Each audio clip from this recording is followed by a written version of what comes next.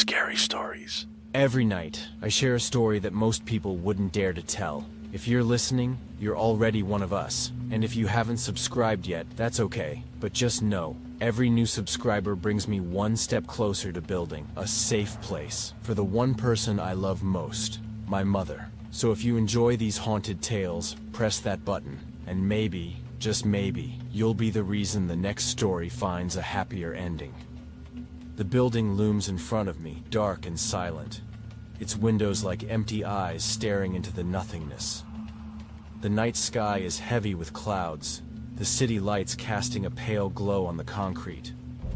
I grip my keys tightly, my only companions, for the next few hours. Another night, another shift as janitor.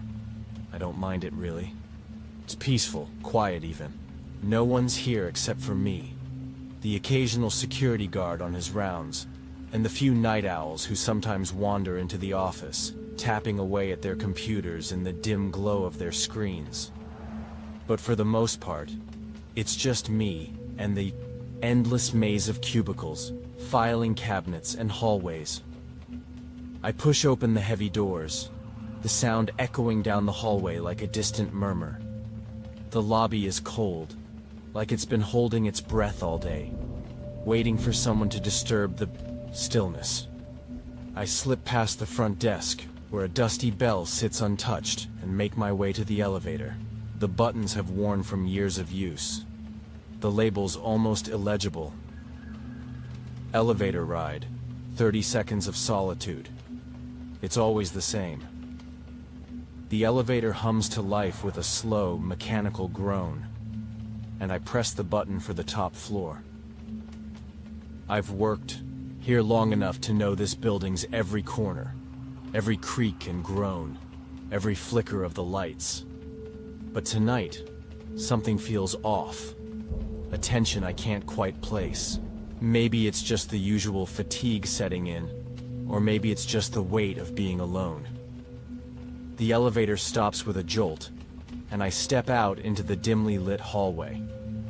The air smells stale, like dust and old coffee. I can hear my boots echoing on the tiled floor, sharp and intrusive. The fluorescent lights buzz overhead, casting a harsh light over the empty desks. I start my shift, moving methodically, sweeping the floors, emptying trash bins, wiping down the break room. Every now and then, I glance up at the windows, where the shadows of the city play against the glass. It's just me, the night, and this damn building. I move to the next hallway. My mop squeaks against the floor as I push it forward, the sound cutting through the silence. I reach the end of the corridor, just past the restrooms. And then, something stops me. It's the silence. I pause for a second, feeling it settle around me like a thick blanket. The kind of silence that isn't natural. The kind that makes you feel like something is watching you, just out of sight. I shake my head, trying to dismiss the thought. Maybe it's just the quiet. Maybe it's just the endless stretch of hours ahead getting to me. I keep moving, but then I hear it. Footsteps. Slow. Methodical. Just behind me. I freeze, my heart skipping a beat. My head snaps back, but there's no one there. Must be the janitor on the floor above me. But then I realize there's no one else working tonight. No other janitors. I'm the only one here. I force myself to take a deep breath, shaking off the feeling of unease. Maybe the noise was just the building settling. I've been here long enough to know how it works. Old buildings make noises. Squeaks, groans, the sound of things shifting. I continue walking, telling myself it's nothing. But the footsteps continue. They're still there. And this time, they're closer. My pulse quickens. I can feel the hairs on the back of my neck standing up. The footsteps are perfectly in sync with mine, like they're walking right behind me, just a few steps away. My eyes dart around, searching for a source, but the hallway is empty. The lights flicker once, twice. Nothing unusual. Maybe I'm just hearing things, but it doesn't stop. The footsteps are now unmistakable, right behind me. I spin around again, my breath shallow. Nothing. I glance at the floor, the walls, the ceiling. The silence is back, heavy and suffocating. No one's there. Take a slow step forward, my heart hammering in my chest. The feeling of being watched intensifies. It's like I'm being surrounded by something invisible, something dark. I can't shake the feeling that there's something lurking just beyond my vision. I try to push it out of my mind. Just focus, I whisper to myself, gripping the mop handle tighter. Finish your shift. Get through the night. I continue down the hallway, but the feeling doesn't leave me. It's there, hanging in the air. I hear another noise, soft this time, a scraping sound from one of the office doors behind me. I turn again, but nothing. It's nothing. It's nothing. Just get through the shift. But the unease doesn't fade. It only grows. The hallway stretches. Ahead of me, endlessly silent, and I can't shake the feeling that something's not quite right. The footsteps that followed me are gone now. But the air feels heavy. Thick with the kind of silence that can only be found in places forgotten by time. This building shouldn't be this quiet.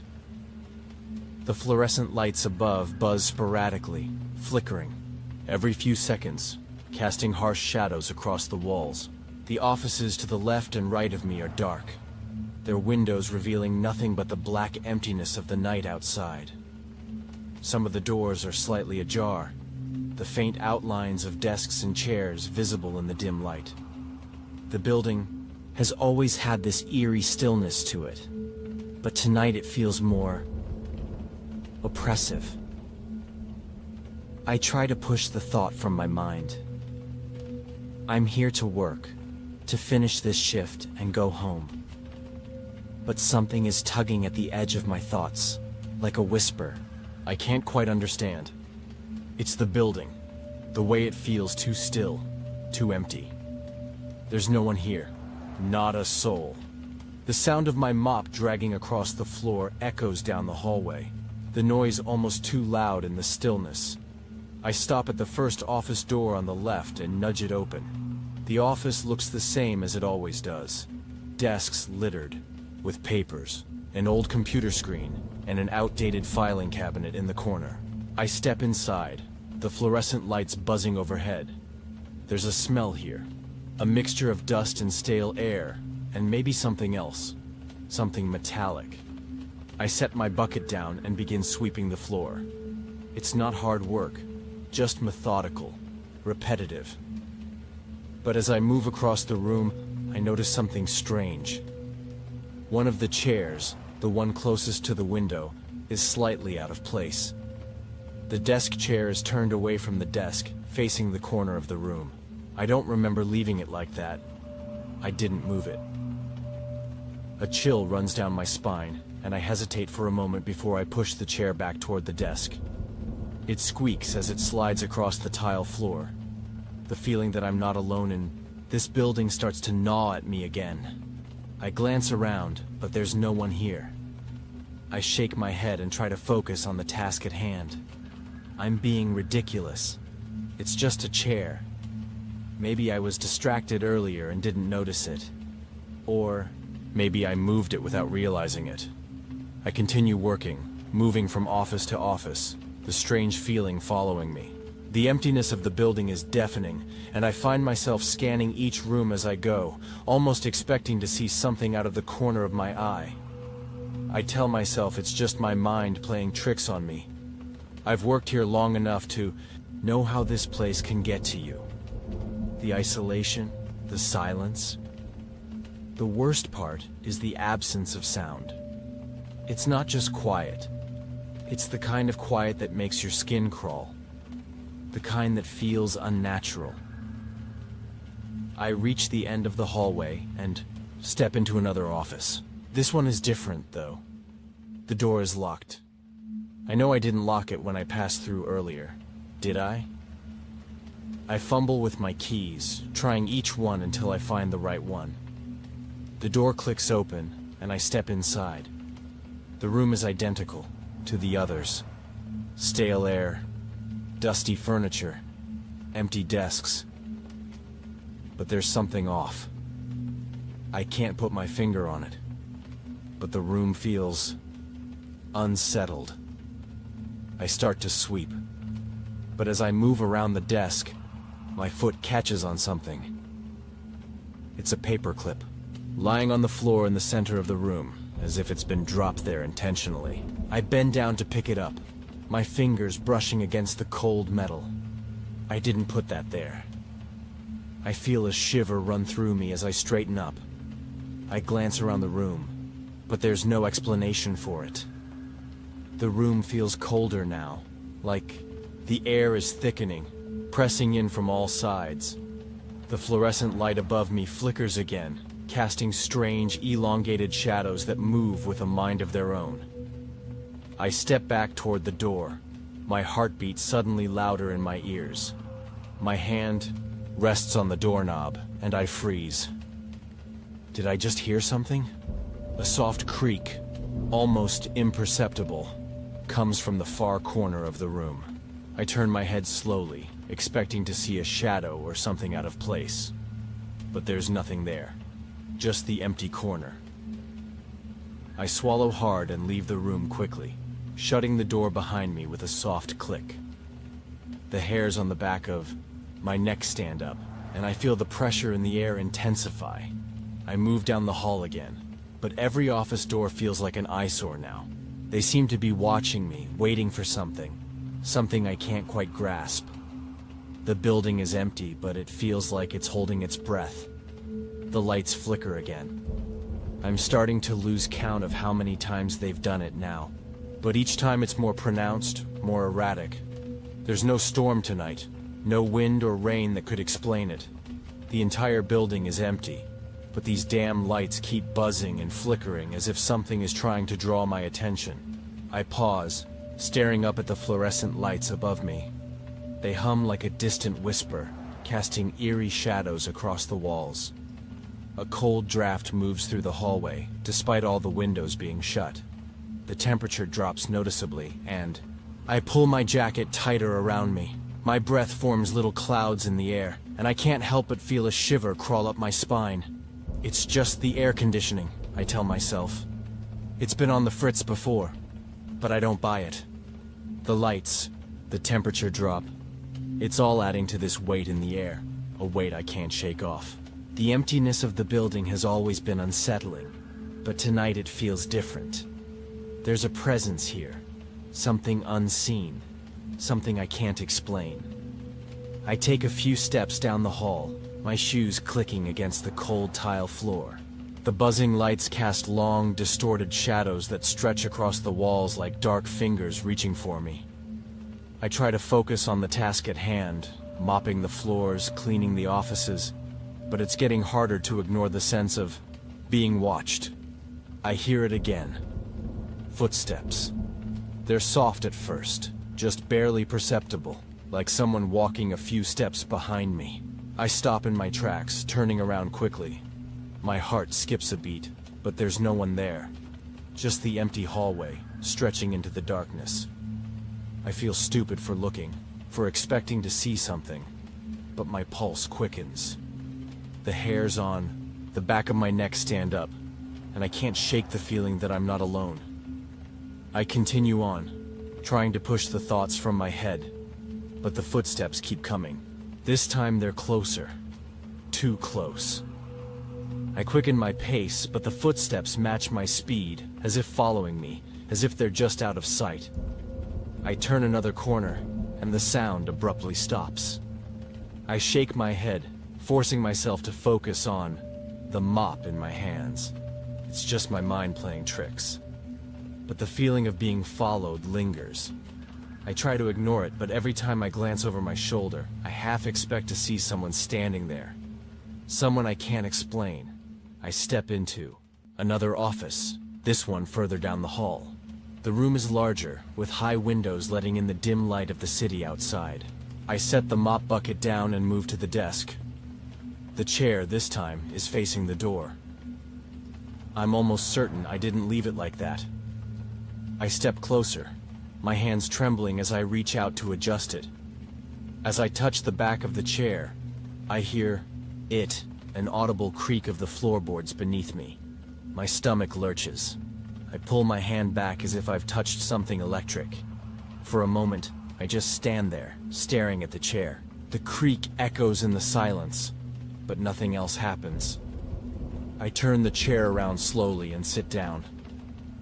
Maybe I'm just overtired, I think, pressing my palms into my eyes. The weight of the night is starting to get to me.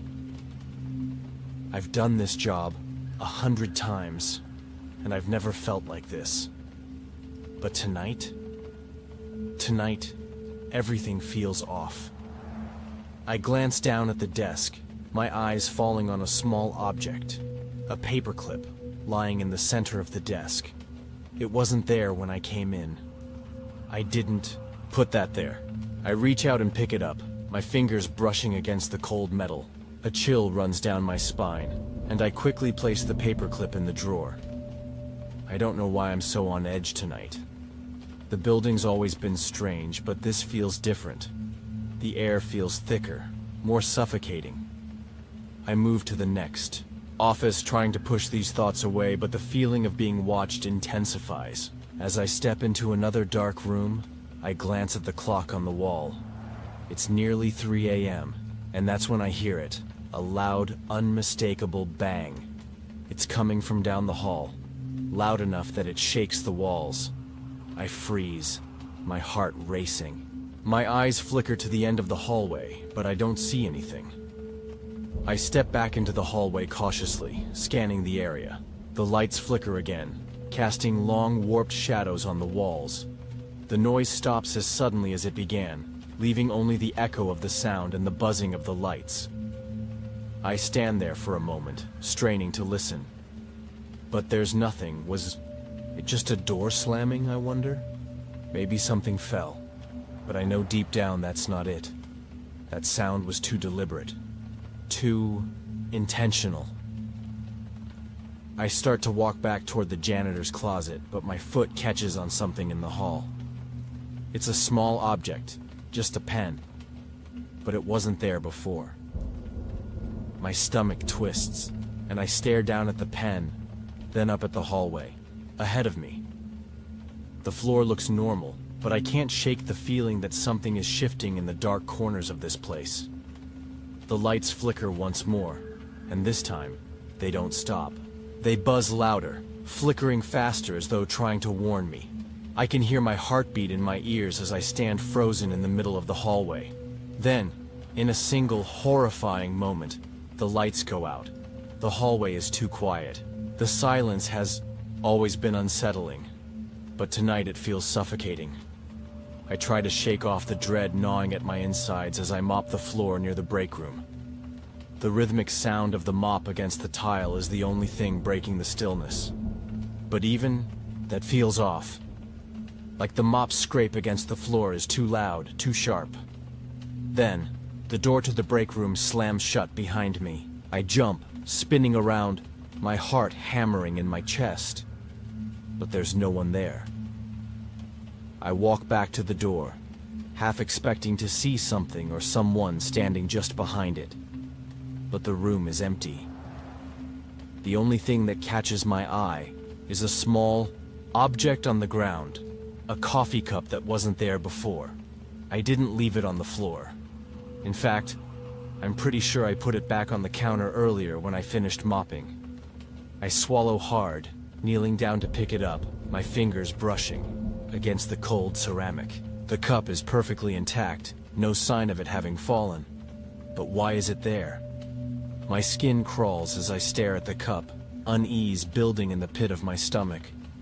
Something is wrong with this place. I can feel it in my bones. I try to focus on my task, continuing down the hall. But my mind keeps wandering back to that cup, to the door slamming. I try to dismiss it as a draft, as nothing more than the building settling. But deep down, I know something is not right. I turn the corner, and that's when it happens again. The door at the end of the hallway suddenly slams shut. It's not a gust of wind. It's not the building settling. It's too sudden, too deliberate. The walls shake with the force of it, and the sound echoes through the empty building, leaving me standing there, paralyzed. I walk slowly toward the door, my eyes fixed on the dark space beyond it. My fingers tremble as I reach out to touch the handle. It's cold, colder than it should be. I pull it open with a quiet creak. The office inside is empty, the same as always. But something feels different. There's a presence here. Something lingering in the corner of my vision that I can't quite place.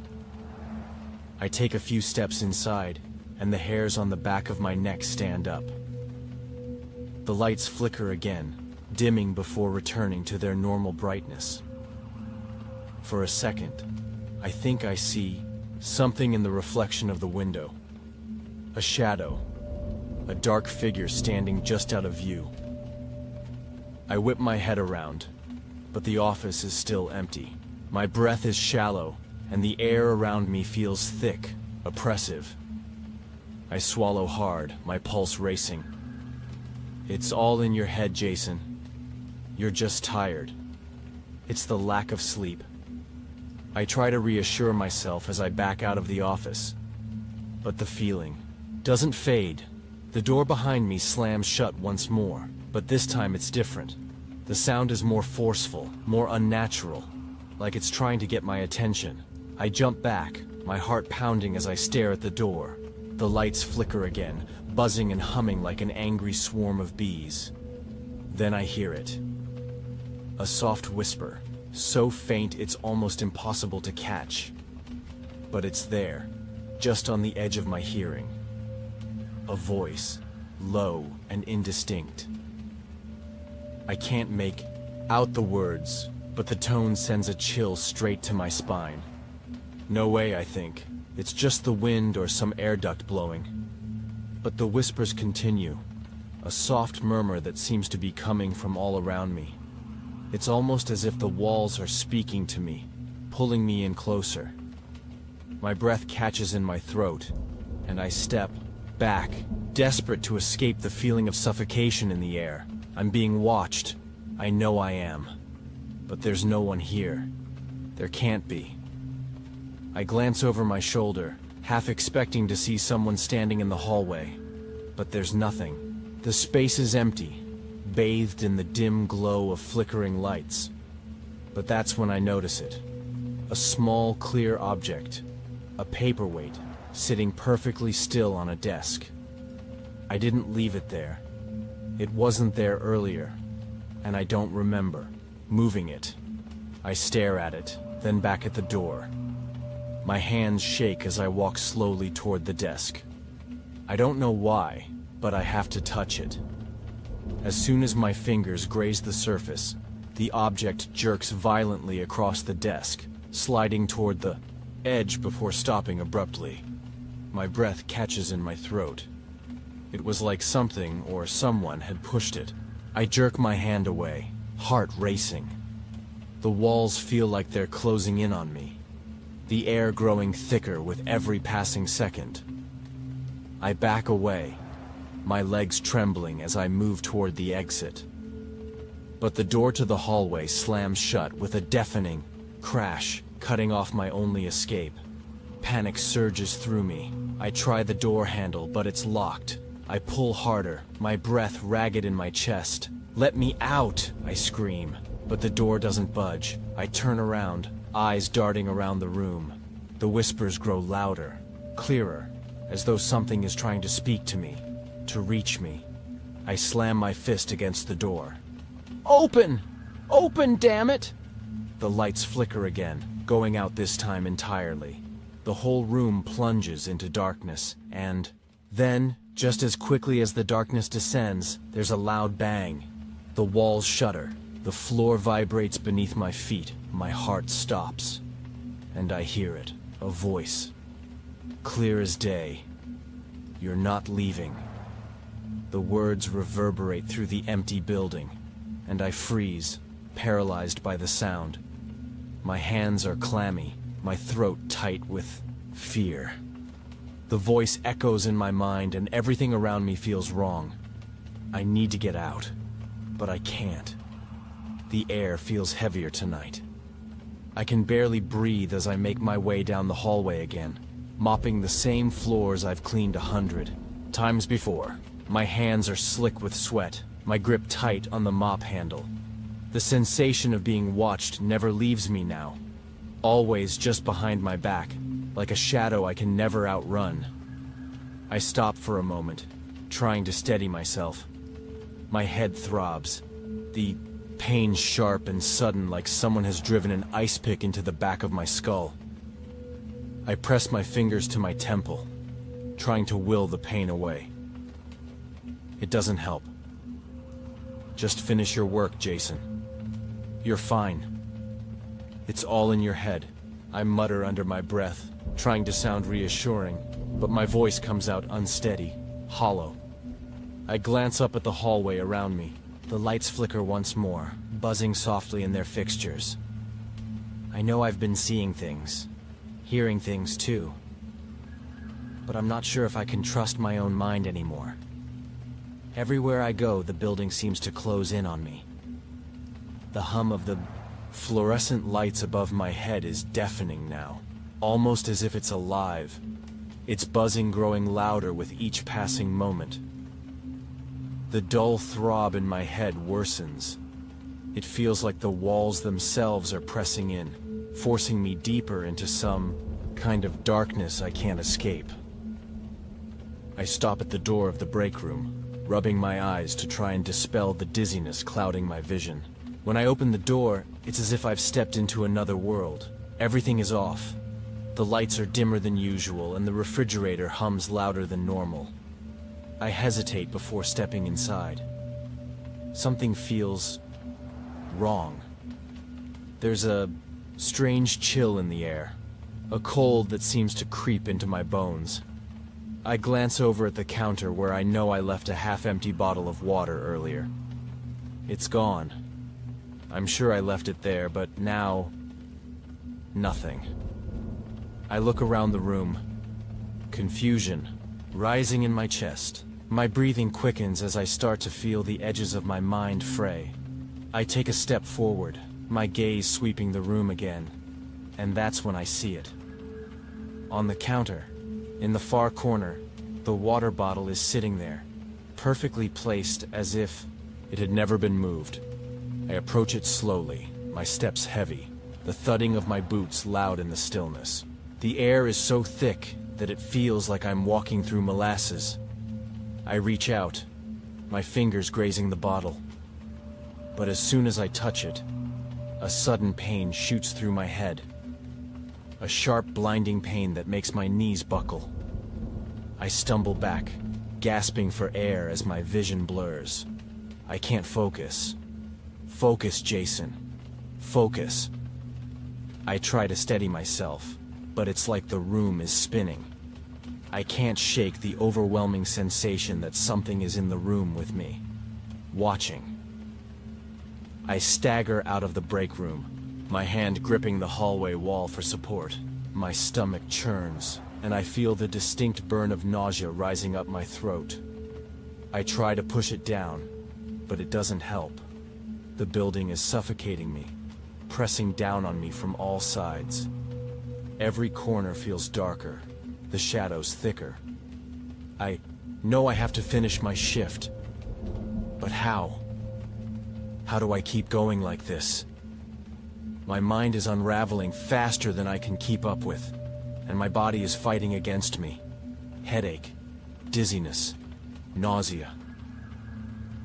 I walk down the hallway, my movements slow and deliberate, but every step feels like I'm sinking deeper into a pit I can't climb out of. I know the sound of footsteps is following me. I heard them before, faint at first, but now, they're louder. The sound is getting closer. I quicken my pace, but the footsteps match my every movement, like they're right behind me. I break into a run, panic clawing at my chest as I race down the corridor. My breath is ragged, my legs aching from the exertion. I don't look back. I can't.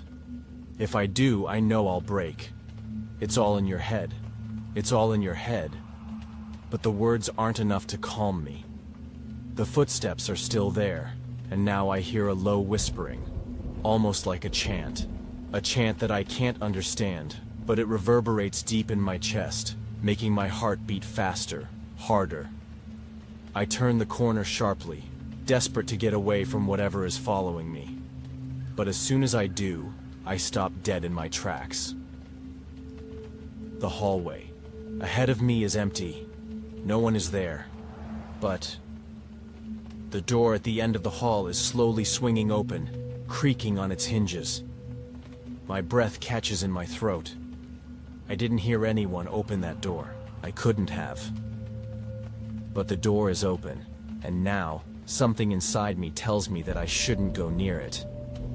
But I have no choice. I have to. I take a hesitant step forward, then another. The sound of my boots thudding on the tile, the only thing I can hear. My pulse is so loud in my ears that it drowns out everything else. As I approach the door, the whispers grow louder, clearer. They're all around me now, so close I can feel the breath on my neck. It's too late. The voice is right in my ear, and I freeze. It's not in my head anymore. It's real. I turn and sprint down the hall, desperation surging through me. I need to get out. I need to escape. But the hallway stretches on and on, longer than I remember. The lights flicker violently now. They're buzzing, deafening as I run. But the footsteps are there, matching my pace. It's only a matter of time before they catch up. I can't breathe. I can't escape. The silence in the building is suffocating, a thick, oppressive stillness that presses down on my chest, making it harder to breathe. The hallway is bathed in the flickering light from the overhead bulbs, casting long shadows that stretch unnaturally across the floor. Every step I take is louder than it should be, echoing off the walls and amplifying my sense of dread. I try to make my way back to the break room, the place where I felt a momentary flicker of relief earlier. It was the only spot in the building that felt familiar. But now, even that is lost to me. I glance over my shoulder. The footsteps are there again, no longer faint, but sharp and distinct. They're following me, always just behind me, but I'm too afraid to look. It's like they're taunting me, knowing I can't escape. I turn the corner, and that's when it happens. A sudden, ear-piercing alarm blares throughout the building, making my heart leap in my chest. The noise is so loud that my ears start to ring, the sound jarring against the silence I'd grown so accustomed to. My hands tremble as I cover my ears, trying to block out the sound, but it's no use. It's as if the building itself is alive, screaming at me. But then, just as suddenly as it started, the alarm stops. Dead silence follows, the kind of silence that's even more terrifying than the noise. I stand frozen, my body shaking uncontrollably. I don't know what to do.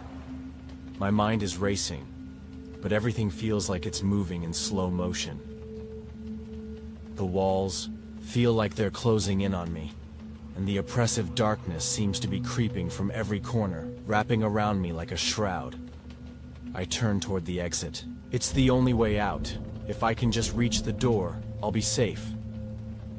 But when I glance down the hallway, my stomach drops. The lights go out. All of them. Every single light in the hallway flickers once before plunging the entire corridor into complete darkness. The air turns colder, and I feel the hairs on the back of my neck stand up. And then I hear it. A soft but distinct sound, like something moving across the floor. The sound of a chair scraping against the tile. But there's no chair. There's nothing in the hallway but shadows and empty space. My pulse races, and I take a shaky step backward. The darkness is so thick now that I can barely see my own hands in front of me. The whispering is back too, low and insistent, just out of reach. It's too late to leave, Jason. I freeze. I know the voice. It's the same one I've been hearing, but now it feels closer. It feels like it's inside my head. I feel the cold breath on the back of my neck, and the sense of something being there, right behind me, grows stronger. I turn, hoping to see nothing. But it's not nothing. It's something. A shape, barely visible in the dark, standing just a few feet away from me. It's tall, too tall. Its silhouette is distorted, a shape that's all wrong, like it's been bent and twisted. The more I focus on it, the more it seems to warp and shift. I don't know what it is, but I know it's not human. My heart is pounding in my chest, and my legs feel like jelly. I try to scream, but nothing comes out. My mouth is dry, my throat closed off in terror. I back up, desperate to get away, but I'm trapped. I hit the wall, and as I try to steady myself, I hear the unmistakable sound of footsteps. They're not behind me now, they're coming from all directions. I turn again, my breath ragged and shallow, but there's no escape. The walls are closing in, the hallway stretching impossibly longer. It feels like the building itself is alive, swallowing me whole. Then, I see it. In the center of the hallway, floating inches above the ground, a chair, my chair, the one I saw earlier in the break room. It's moving, sliding slowly across the floor, as if an invisible hand is pushing it forward. The chair moves closer to me, its wooden legs scraping against the tiles with a sound that makes my skin crawl. And then, in a flash of unnatural speed, it tips over, the back of the chair slamming into the floor with a deafening crash. That's when the lights flicker back on. But it's not the same light. It's wrong. It's dim, flickering with an unnatural, sickly glow, casting long, twisted shadows that seem to stretch out towards me. I can't take it anymore. I turn and bolt for the exit, my heart hammering in my chest. But as I run, something strange happens. The building seems to warp around me. The walls shift, the floor buckles beneath my feet, and I can't get a clear sense of direction. It feels like I'm running through a maze, one I can never escape. I burst through the door, finally out into the fresh air, and for a brief moment I think I've made it. But then I hear it. The footsteps, still following me. My heart skips a beat as I spin around, but there's nothing there. The night is still, silent, except for the heavy breathing in my ears. My legs feel weak, and my head is spinning. I try to ignore the dizziness, but it's getting worse. I stagger to my car, my hands shaking as I pull open the door. I climb in and slam it shut, my heart racing. I reach for the ignition, desperate to leave. But then, something catches my eye. In the rearview mirror, a figure, a shadow, a shape. It's sitting in the back seat just behind me, its face hidden in the darkness. I freeze, my breath catching in my throat. My hands tremble as I grip the steering wheel, too terrified to move. But the figure doesn't move. It just sits there, watching me. It's not real. I try to tell myself that, but the dread fills me, consuming every thought. I know it's not over. Not by a long shot. And just like that, the figure in the mirror disappears, leaving me alone in the car, gasping for air, my heart racing in my chest. I don't talk about Ethan much these days, not because I've forgotten him. How could I? But because people look at me different when I do, like I'm damaged. Like they think I'm still living in the woods where it happened. Maybe I am in some way, but I need to tell this. For Ethan. Ethan Moore was my closest friend since high school. We grew up in the same little Oregon town, bonded over bad coffee, hiking trails, and the kind of quiet neither of us ever really outgrew. While I stuck around town, got into wildlife tracking and small jobs with the Forest Service, Ethan went deeper, literally. He trained as a ranger, volunteered for the loneliest posts, and said things like, "Peace lives in silence." That was him. Always chasing the quiet. Last fall, he got stationed out at Ashpine, a tiny ranger outpost in the middle of nowhere. Deep forest, no neighbors, one crooked road in. That cabin was practically rotting in the trees. Broken windows, warped porch. But Ethan loved it. Said it was the kind of quiet that feels like prayer. He was only supposed to be out there for 2 weeks. 2 weeks. The first few days, he texted me pictures. Sunlight through pines, deer near the porch, coffee mug in hand. Standard Ethan stuff. Then the messages slowed. Then they stopped. When the Rangers didn't hear from him after 3 days, they sent a team to check in. I begged them to let me come. They didn't want to at first. Said I wasn't official. But I had field training. And hell, Ethan was my friend. Eventually they gave in. Just me, and 2 other Rangers, Sarah and Nolan, heading into the trees that didn't feel like home anymore. As we drove the winding trail to the cabin, I couldn't shake it. That heavy silence, not peaceful, not meditative. This was different, like something was holding its breath. By the time we reached the cabin, the sun was low, shadows too long, the air too still, and the cabin. God, I'll never forget how it looked. The windows were cracked like something had pressed against them from the inside. The door creaked open on its own before we even touched it. Inside, everything looked paused. Not abandoned, not wrecked. Just paused. Ethan's backpack sat by the couch. His boots were still by the door. His coffee, black and cold, sat on the table. No spilled furniture, no blood. Just a ghost of routine that had suddenly stopped breathing. I remember Sarah checking the radio. Dead. Nolan went around the perimeter, found no signs of forced entry. I just stood in the doorway, staring at Ethan's coffee mug like it would explain everything. That night, we decided to stay at the cabin. They didn't want to, but I insisted.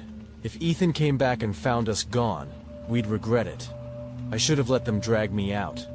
I couldn't sleep that night. Even after Sarah and Nolan called it a night, even after the embers in the cabin's old iron stove died down, I lay on the narrow cot in the corner, eyes wide open, listening. The cabin creaked like it had lungs. The trees outside swayed against the windless sky, and the temperature dropped fast. It didn't feel like a forest anymore. It felt like the inside of something breathing slow and cold. The walls were thin, and the wind had a way of slipping through the cracks like whispers. One of the back windows, cracked and webbed with frost, was completely broken, a jagged hole letting in the sharp scent of pine and wet earth. Ethan would have fixed that right away. He was meticulous like that. But what got me most was the smell. Not rot, not animal. It was old, like wet stone and moss, like something left buried a long time ago and dug up just enough to remember you. The more I looked around, the more wrong the cabin felt. There were deep scratch marks on the inside of the wooden door, like someone had been clawing to keep something out, or in. One of the chairs had toppled backward and cracked against the floor. The old radio Ethan kept on the shelf clicked by, itself every now and then, like it was trying to tune into something that wasn't there. Sarah checked the area for tracks again at dawn, came back pale. "There are deer tracks," she said, "but they stop 5 feet from the cabin." Then, nothing. I joined her outside, The trees were impossibly still. "You know this place isn't on any updated maps?" Nolan said over breakfast. I had to cross-reference some old ranger logs just to find it. "Ethan said that's why he liked it," I muttered, and then I saw it. His journal. It had slipped halfway under the couch, a leather-bound field notebook, the kind he always carried on patrol. I flipped through it, mostly sketches of birds, tracks, weather logs, but the last few pages were different. Scrawled handwriting, rushed, smudged. "Something walks here after dark. It stands near the trees and watches." I heard it again. Heavy, wrong, like wet rope dragging on wood. Tried the radio, static, then something breathing through it. I looked up. My skin crawled. This wasn't a storm or a bear or Ethan getting lost in the woods. Something else was out here, and he knew it. That night, the forest refused to sleep. We had barely spoken after finding Ethan's journal. Nolan tried to distract himself by tinkering with the backup generator. Sarah kept busy scanning the maps. But I couldn't shake the unease that kept gnawing at my gut. Something about Ethan's words, "something walks here after dark," kept looping in my mind. Around 1 a.m., I stepped outside. The sky was cloudless. No wind, no bugs, not even the chirp of crickets. Just the heavy, unnatural stillness of the woods. And then I heard it, far off, but not too far. A scream. Not the kind you'd expect in the woods. This wasn't animal, not a coyote or fox. This was human, raw and broken. It rose high into the air and then stopped suddenly, like it had been swallowed. I froze. My breath fogged in front of me. Sarah stepped onto the porch behind me, her flashlight barely cutting the dark. "Did you hear that?" she asked, voice tight. "Yeah." I scanned the trees. It came from east, near the ridge. Nolan joined us, rifle in hand. No way we're going out there at night. We stood there for a minute longer, listening. Nothing followed. No echoes. Just the silence closing back in around us. We eventually went back inside, but none of us really slept. At some point during the night, I got up to check the firewood near the back of the cabin. That's when I saw it. The broken window, frosted, with a thin sheen of ice, and behind it, a silhouette, not moving, just standing, tall, too tall, shoulders too narrow, like a figure made by someone who only half remembered what humans looked like. I stood there, staring, heartbeat slamming in my chest. I took a shaky step forward, and it vanished. No movement, no retreating footsteps, just gone. When I finally worked up the nerve to look outside, there was nothing there. Just the forest. Watching, waiting. After the silhouette at the window, I couldn't shake the sense that we weren't alone in that cabin anymore. Not alone in the forest, not even alone in our own thoughts. It began with the breathing. At first I thought it was just me. Paranoia, maybe exhaustion. But it didn't take long for Nolan and Sarah to hear it too. Heavy, staggered inhaling. Right behind your shoulder. Right above your bunk. Right under the floorboards. We tried to rationalize it. Old pipes. The wind. Echoes from the vents. But the cabin didn't have central air. No vents. And the breathing? It responded. One night, I was alone in the living room, reading through Ethan's torn notebook pages again. That was when I heard it clearly. Inhale. Long. Shaky. Close. I turned around slowly. Nothing. But my chair suddenly scraped 2 inches backward. On its own, I shot up and scanned the room with my flashlight. The light flickered. For a second, just a second, I thought I saw a handprint on the frosted window. Not outside, inside. Another night, the cabin door slammed shut on its own, bolting. The lock behind it. Nolan had gone out to collect water from the creek. Sarah was cooking. I tried to open the door and the lock wouldn't budge. "Knock it off," I yelled, thinking it was a prank. But then Sarah screamed from the kitchen. Every drawer had flown open. All the cabinet doors swung out and slammed shut, one by one, like invisible hands were rummaging through them. That night we found scratches on the inside of the cellar door. Deep, furious scratches, like someone, or something, had been trying to claw its way up. Sarah started sleeping with her flashlight in her hand. Nolan stopped talking. "Me?" I kept hearing my name whispered. Not in anyone's voice I recognized, just a harsh, dragged-out whisper from the walls. "Rien." Ethan had written in his journal. It watches, it waits. But now it learns your name. I didn't believe him before. Now I wasn't sure I believed me anymore either. I don't think I slept at all the third night. Every time I closed my eyes, I felt the breath on my neck again.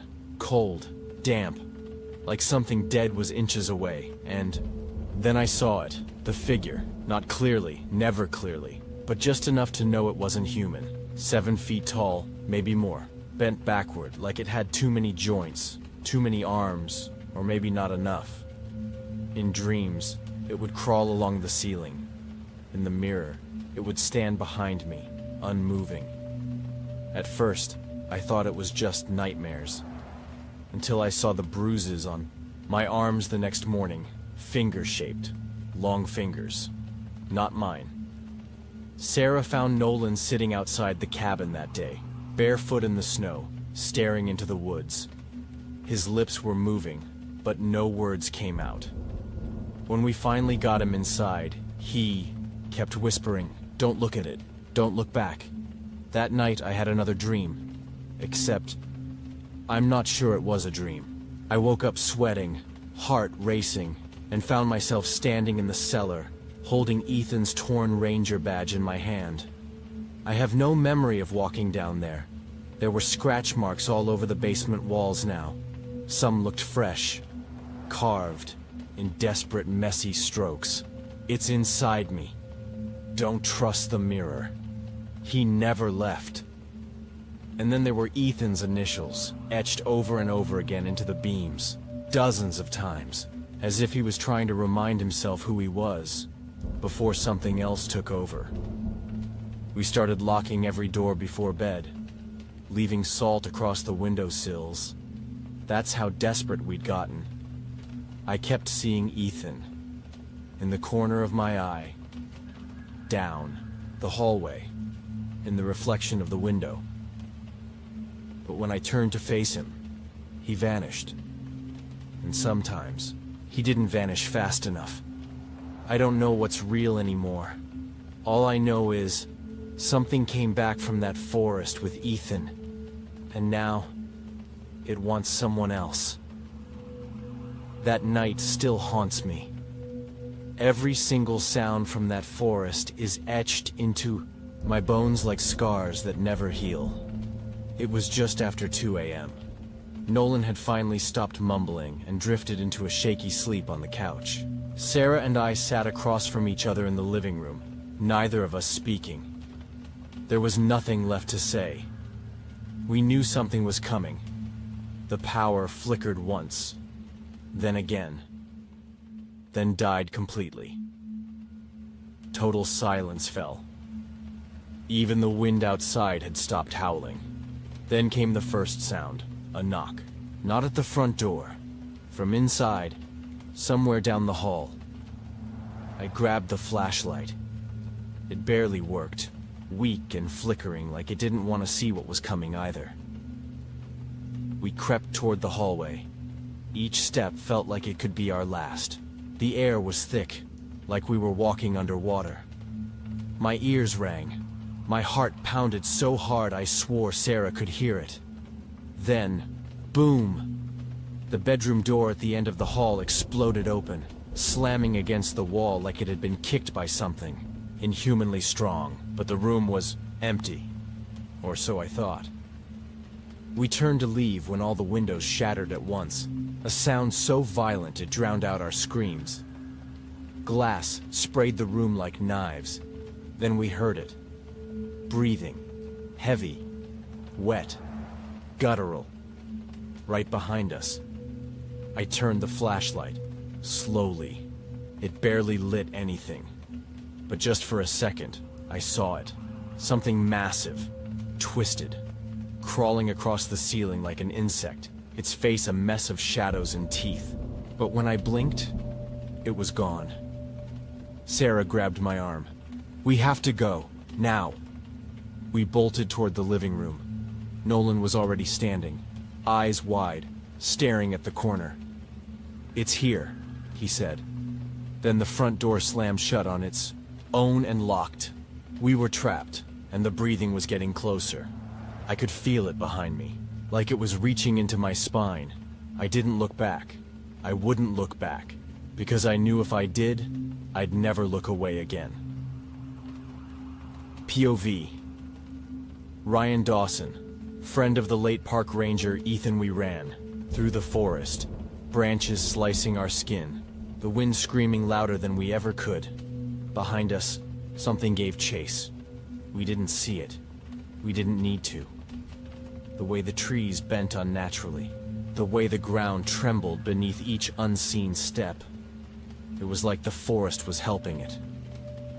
Nolan was limping, blood streaming from his head. Sarah had twisted her ankle, but we couldn't stop. We wouldn't stop. We burst into the ranger cabin. Ethan's cabin. Empty. Silent. As if nothing had happened. We slammed the door shut and locked it, then dragged a dresser in front for good measure. The moment it touched the floor, the lights came back on. But everything looked wrong. The light was too white, too bright, like it wasn't meant for humans. We collapsed to the ground, panting, trembling. Sarah whispered, "Where's Ethan?" Nolan just shook his head. I called out, "Ethan! Ethan!" No answer. We searched the rooms. Nothing. Then, from beneath the floor, a soft knock. It came again. 3 knocks. We moved the rug, opened the old cellar door, and climbed down. Basement was pitch black, smelled like mold and blood. We found Ethan in the far corner, curled up, hands clamped over his mouth, eyes wide with pure terror. I ran to him, knelt down, whispered, "It's okay. I'm here." He looked at me, slowly, shaking. Then we heard footsteps. Upstairs. Heavy. Deliberate. Slow. 1 step. Then another. Then silence. We all stopped breathing. When I finally gathered the courage to peek up the basement stairs, the door creaked open slowly, and then slammed shut again. Complete blackness. Ethan whimpered, his voice trembling. "It's inside me." "What?" He clutched his chest. "It's inside." Suddenly he jerked, as if something had hit him. Blood poured from his mouth. Fell back, convulsing. We tried to hold him, but his eyes rolled back. Then, just like that, still, he was gone. Gunshots echoed from outside. Backup had finally arrived. They stormed in, lights flooding the room, guns drawn. But it was too late. Ethan lay dead in my arms. They never found anything. No monster, no creature, no evidence. Just us, shaking, broken. My name is Emma. I've always loved the quiet, and for some reason, I find peace when I'm alone in nature. It was a time when I needed to recharge, to forget the noise of city life. So, when Ryan suggested this little getaway, I agreed without hesitation. We're driving through a thick forest, far from any roads I know, heading toward a cabin Ryan found online. The air smells crisp, and the towering trees around us make me feel small and insignificant. Just how I like it. It's strange how quickly things can change. I should have known, though. I should have sensed it. As Ryan talks about the hike he has planned for tomorrow, I catch a glimpse of something in the corner of my eye. A flicker of shadow between the trees. But when I look again, it's gone. I tell myself it's just the fading light of the evening, but it's too perfect, too still. "Everything okay?" Ryan asks, glancing over at me. His green eyes always seem to bring comfort, and for a moment, I forget about that odd feeling lingering in my chest. "Yeah," I reply, forcing a smile, trying to shake the weird unease. I don't want to ruin this trip. I need this. Both of us do. The cabin is nestled at the edge of a vast, dense forest, far from any kind of civilization. The kind of place people come to get lost, but we aren't here for that reason. We're here to unwind. The walls are old, the wood creaks beneath my feet, and the windows are covered in grime, preventing much light from spilling inside. It feels abandoned. But Ryan says it's just the charm of the place. Can't be too picky when you're in the middle of nowhere, right? He chuckles, tossing his bag onto the couch. I stand in the center of the room, trying to soak in the atmosphere. But something feels off. It's not the cabin itself. It's the forest surrounding it. There's a strange stillness in the air, like the trees are holding their breath. "Let's get the fire started," Ryan says, clearly not as troubled by the silence as I am. We've got a whole weekend of nothing ahead. That night, as we settle by the fire, a gust of wind rattles the window panes, and I flinch. Ryan doesn't seem to notice. He's lost in a conversation about work, while I'm lost in the crackling of the flames. Something just doesn't feel right. I can't put my finger on it, but I keep hearing soft sounds outside the window. Small, faint noises that I tell myself are just the wind or an animal. Ryan stands up and stretches, brushing off his jeans. "I'm going to check the rest of the cabin. Be right back." I nod absent-mindedly, still watching the fire. As the light flickers, my eyes drift toward the window. For a moment, I see a figure, or I think I do, standing just outside in the trees, watching. When I blink, it's gone. I feel my heart rate pick up, but I tell myself it's just the shadows playing tricks on me. "You're imagining things. Emily," I whisper to myself. It's past midnight when I can't ignore it anymore. The feeling of being watched. I keep hearing rustling, faint whispers that seem to come from the forest. The wind has died down and everything is eerily silent, but the whispers continue. I try to dismiss it as my mind playing tricks. But then I hear footsteps. Not the natural crunch of leaves under the wind, but distinct, slow steps. Too deliberate. Turn to look at Ryan, who's asleep, his face peaceful. He hasn't heard anything. The footsteps draw closer, then stop. I hold my breath, straining to hear more, but nothing comes. I sit up, feeling the hairs on the back of my neck stand on end. Something is out there. I'm sure of it. The next morning, Ryan suggests we take a hike into the woods. He's excited, but I'm still shaken from the night. I feel uneasy being outside now. When we step outside the cabin, the air feels heavier, thick with something I can't explain. As we walk deeper into the trees, the eerie silence of the forest presses in on me. I turn around a few times, feeling like we're being followed. Ryan laughs, his voice echoing through the woods, as if mocking the silence that surrounds us. But I don't laugh. I can't shake the feeling that something is out there, watching us. We find an old, overgrown path, and begin to walk down it. That's when I spot something strange in the dirt. Footprints. But they're too large, too unnatural. "Ryan, look at these," I say, crouching to get a closer look. But he just shakes his head. "Animals, probably. Let's keep going." I nod, but deep down, I don't believe him. Later that day, we return to the cabin, both exhausted from the hike. I'm relieved to be inside, but something still nags at me. I'm restless, unable to shake the feeling that something is wrong. As Ryan unpacks his gear, I decide to check the windows. The frost that had accumulated on the glass is now disturbed, smudged, as though someone, something, has been watching us. I freeze. There's a shape outside again, just beyond the trees. I can barely make it out, but I'm sure I see it.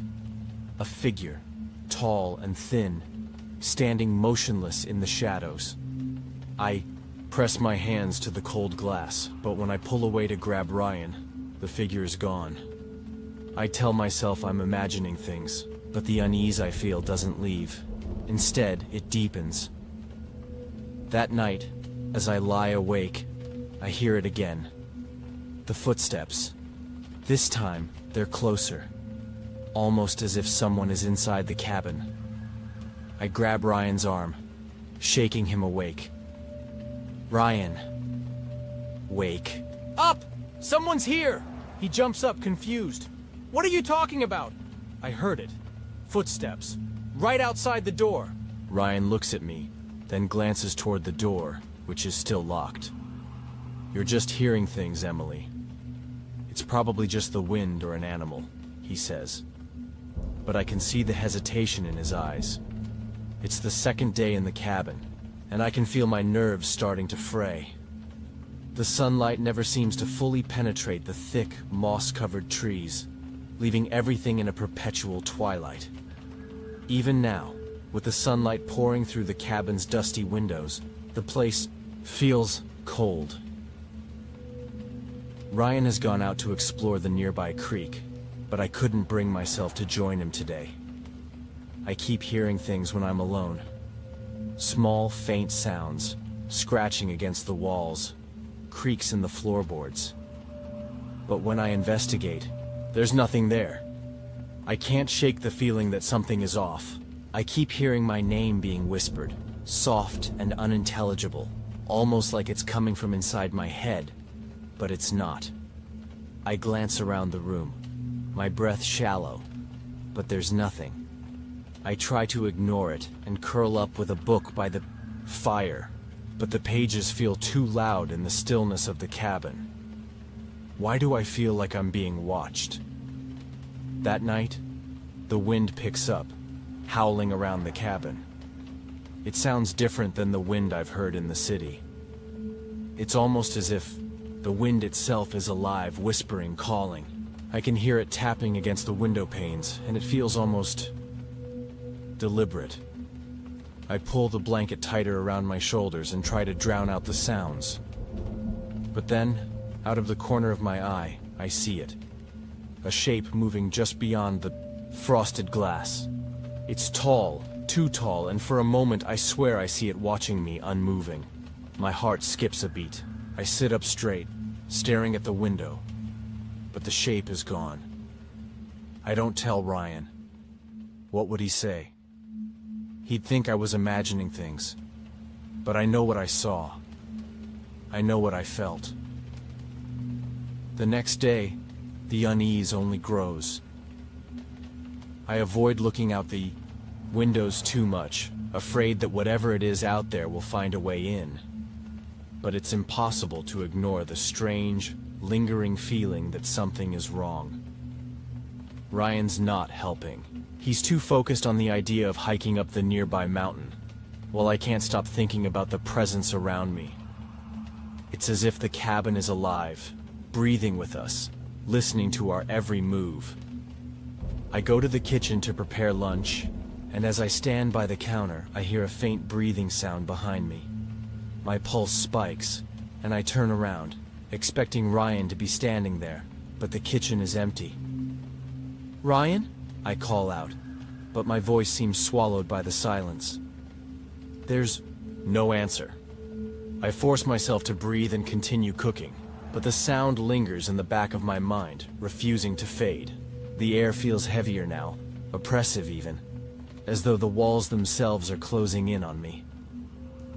Ryan finally leaves to take the hike he's been planning. I watch him go, feeling a strange sense of relief, but also an uncomfortable emptiness. With him gone, the house feels even more oppressive, as though the weight of the cabin is pushing down on me. I'm standing in the hallway when I hear it, the soft creak of a door opening. I know every door in this house. There's no way I've missed one being open. The sound comes from upstairs, an old dusty room I hadn't thought to explore yet. Against my better judgment, I climb the creaky stairs. As I walk down the hallway, I feel a sudden chill in the air. The door to the room at the end of the hall is slightly ajar. I hesitate, my hand on the door handle, before pushing it open. Inside, the room is empty, save for a few old chairs and a table. But what catches my attention is the mirror hanging on the far wall. It's large and cracked down the middle, with a dark stain smeared across its surface. I can feel something in the room, like a weight pressing against my chest. I take a step forward, but the floorboards creak underfoot, breaking the silence. I whip around, expecting to see something, but there's nothing there. I leave the room quickly, locking the door behind me.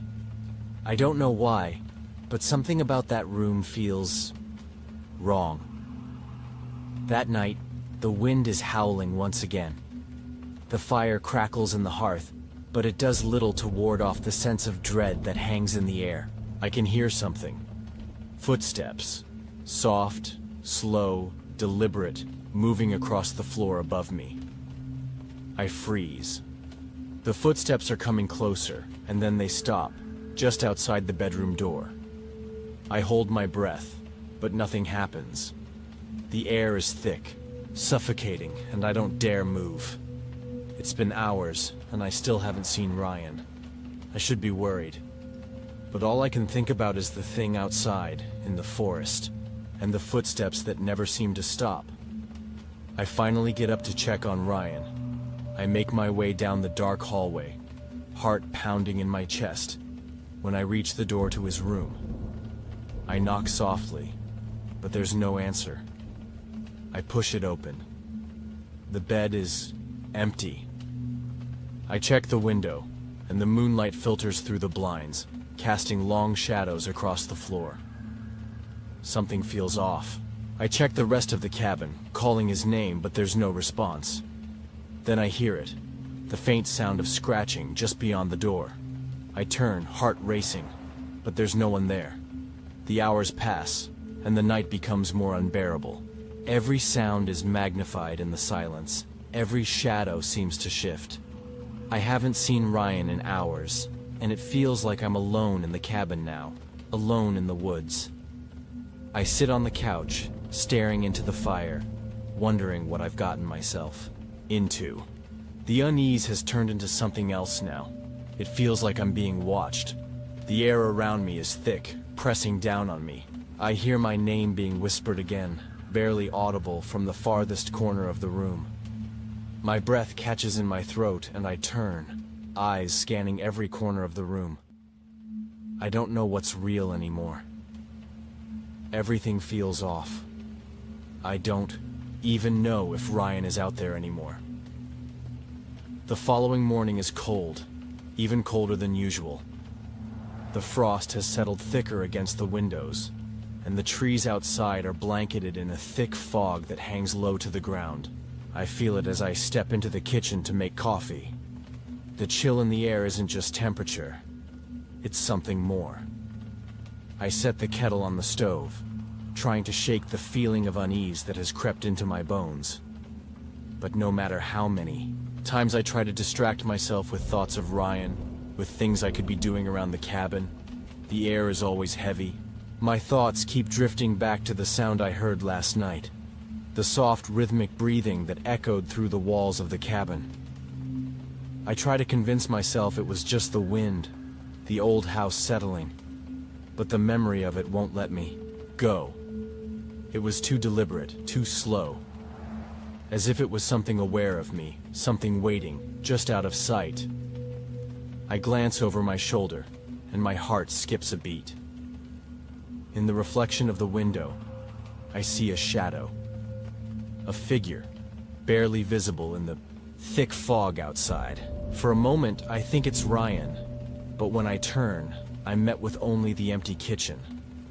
The shadow in the glass, though, remains. It moves, but there's nothing when I look again. I should be used to this feeling by now. The cabin is old after all.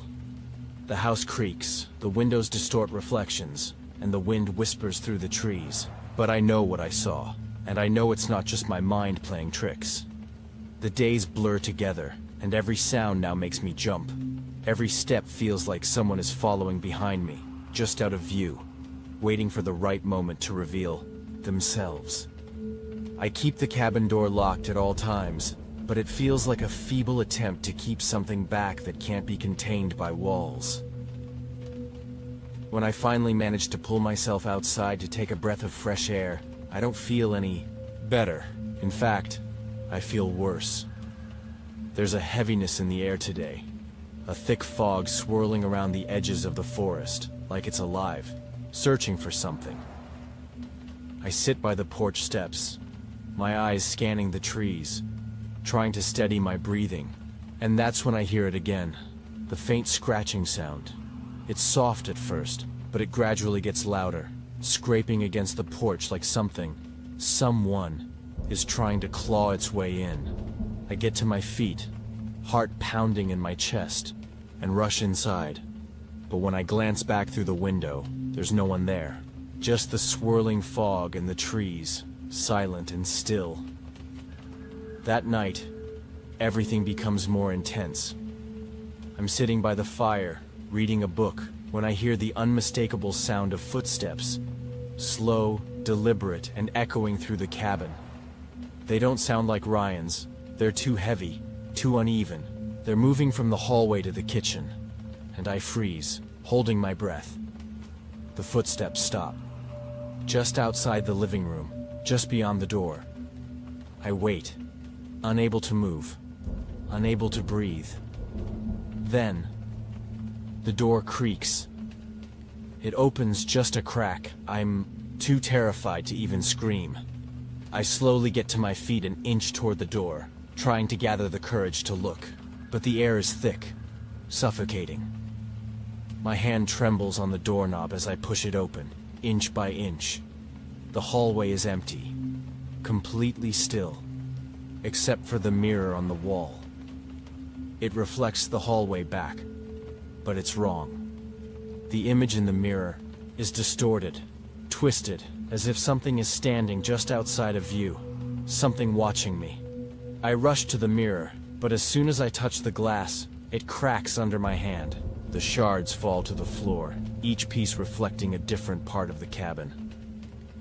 My heart races, and I step back, tripping over the broken glass. I can't tell if the crack in the glass came from my touch, or if it had been there before. But the silence that follows is deafening. The air grows thicker with each passing hour. By morning, I'm barely able to distinguish between the sounds of my own thoughts and the sounds of something else. Something unnatural. It's as if the house is pressing against me, bending the very walls to its will. Ryan's still missing. I don't know where he went, or if he'll come back, but the fear in me starts to build. I don't even feel safe in the cabin anymore. The room I locked. No, I can't bring myself to go back to it. The nights grow longer, and the whispering returns. It's soft at first, like a breeze that passes through the cabin's rotting wood. But as the days pass, the whispers get louder, more distinct. They're saying my name. Sometimes they sound like Ryan, but I know it isn't him. It's something else. I feel like I'm losing my mind. I try to go outside, but the fog is thicker than ever, and every time I take a step toward the woods, something pulls me back. It feels like the land itself is keeping me here. The final straw comes when I descend into the basement, searching for supplies I should have checked days ago. The stairs creak under my weight, and as I step into the dank, cold basement, I feel it. The unmistakable presence behind me. I turn quickly, but there's nothing there. Yet, the feeling of eyes watching me is overwhelming.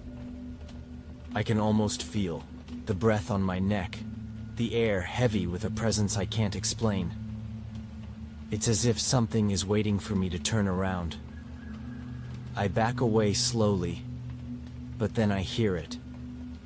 The scraping noise again, this time directly behind me. I spin around, but I'm too late. The door slams shut, trapping me in the darkness. I panic, banging on the door, screaming for help, but there's no answer. There's only the deafening sound of my own heartbeat and the heavy breathing that I can't place. And then, I feel it. Something is behind me. I can feel it. The air grows colder, and I turn to face whatever's there. By the time I manage to break free, I'm a mess. My hands are shaking, my mind unraveling. I rush upstairs, but the house feels completely different. It's not just the isolation. It's as though something has taken root inside me. I can't stay here any longer. The last moments in the cabin pass in a blur. Broken reflections, sounds that don't make sense, and shadows that move just beyond my reach. Leave the cabin, but the air feels too quiet, too still. The trees loom above me, their branches gnarled and twisted like claws. And in the distance, just beyond the tree line, I see a figure. It's standing still, staring directly at me. Its features are indistinct, blurred by the fog. But I can feel its eyes on me, heavy and watchful. The days blur together. Each moment feels longer than the last, stretching out like an endless night. I've lost track of time, and with it, I've lost touch with the world outside. The cabin is an endless loop of shadowed corners and creaking wood, each room a mirror reflecting my fear. That night, the unease grows unbearable. I've barricaded myself inside the living room, a small comfort of firelight and silence. But the air is wrong, still, yet alive with tension. I can't shake the feeling that someone, or something, is just beyond my sight. Watching, waiting. The sound of footsteps, my own footsteps, echo in the hallway. But they're not mine. The floor creaks as if someone is pacing, following the very same path I just walked. I stand still, straining my ears, but I hear nothing. Silence. I tiptoe down the hallway, my hand trembling as I reach for the door to the bedroom. The door that I've been avoiding. The one that always feels wrong, even when it's shut tight. It swings open without a sound. Inside, the room is eerily calm, empty. But as I step inside, the air thickens, pressing against my chest. It's hard to breathe. The walls seem to close in around me, and the shadows in the corners of the room feel darker than they should be. I turn to leave, but then I hear it. A soft thud, like something heavy being set down on the floor. I spin around, but there's nothing there. Not a trace. The room is exactly as it was when I stepped inside. I back out slowly, my heart hammering in my chest. I know what I heard, but I can't explain it. And I can't stay here anymore. The sound of the footsteps doesn't stop. It's there when I sleep, when I wake, when I try to convince myself that everything's fine.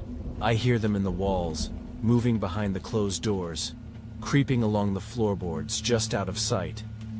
At times, I can almost feel the breathing again. That same slow, deliberate exhale that fills the cabin with a chill. It presses on me, smothering every thought, making it hard to think, hard to focus. I try to tell myself it's all in my head, that I've been alone for too long, and my mind is playing tricks. But each time I close my eyes, the visions come. The shadows grow larger, stretching across the floor, moving in the corners of my vision. And then there's the whispering. It comes in waves, as if the air itself is speaking to me, beckoning me closer to something I don't understand. The voice is faint, but I can almost make out words. It's calling my name. I'm losing myself. I can feel it. Each night, I fall into restless sleep, my dreams becoming nightmares that blur into reality. I wake, but I don't feel awake. I don't know what's real anymore. I've locked myself in the bathroom, trembling, trying to steady my breath. The mirror in front of me reflects the pale, exhausted face of a woman who doesn't look like me. I don't recognize her. Her eyes are hollow, her skin stretched tight against her skull, but I'm still here. The sound of scratching at the door is unmistakable. It's slow, deliberate, almost methodical. I press my back against the door, but the sound only gets louder. Suddenly the door flies open with a violent crash. I stumble, backward into the room, eyes wide in horror. But nothing's there. The room is empty. I don't trust the silence anymore. It's too loud, too deafening. Something is coming. I can feel it, pressing in on me from all sides. The walls close in again, and my breath catches in my throat.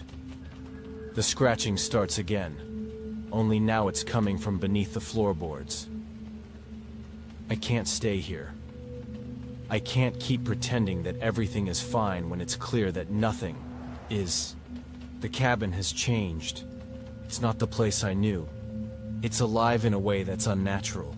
The walls seem to breathe. The floors moan with unseen footsteps, and the air feels heavy, oppressive. I have to find the basement. I've avoided it long enough. But now, the pull is irresistible. There's something down there. Something calling. Me, I know it. I can barely hold it together as I descend into the darkness. The steps creak beneath my feet, and the air grows thick with the smell of damp earth and old wood. The basement feels wrong, as if it's been waiting for me all this time. The temperature drops as I move further in, until I can see my breath in front of me. The space is too quiet, too still. Then I hear it, the breathing, heavy and uneven, coming from the far corner of the basement. I spin toward the sound, but there's nothing there, just the shadows. I reach for the light switch, but it flickers out. My heart races, and I feel my body freeze. I'm not alone. The sound of footsteps again. Louder this time, closer. My breath catches in my throat. I can't move. I can't even think. Then, I see it. A figure, standing just beyond the corner, its face hidden in shadow. I try to call out, but no words come. I open my mouth, but it feels like something is blocking my throat. The figure steps forward. And then, the light flickers, back on, just for a second, and the figure is gone. I turn and run. The house is alive with sounds now. The whispering is louder than ever, the scratching growing into frantic pounding against the walls. It's as if the cabin itself is trying to escape, with me, to drag me back into its depths. I can't breathe. The walls feel like they're closing in. My vision blurs. I run through the cabin, through the hallway, into the living room. I look around. I'm trapped. I hear it. The scraping, louder now, coming from above, below, around me. I turn in circles, trying to figure out where it's coming from. Suddenly, the windows shatter. Glass flies everywhere. The air is cold and thick with something monstrous. I stumble back, hitting the ground, but there's nowhere to go. The walls are closing in, the shadows are moving, and I feel something brush my skin. The darkness reaches out. I can't think straight anymore. The darkness is everywhere, inside my head, in the walls, in the very air I breathe. The whispers have grown louder, more insistent. I'm losing my grip on reality. Every corner of the cabin feels alive, as though it's watching me, waiting for me to break. I've tried to convince myself it's all in my head, that I've been isolated for too long. But there's no escaping this place now.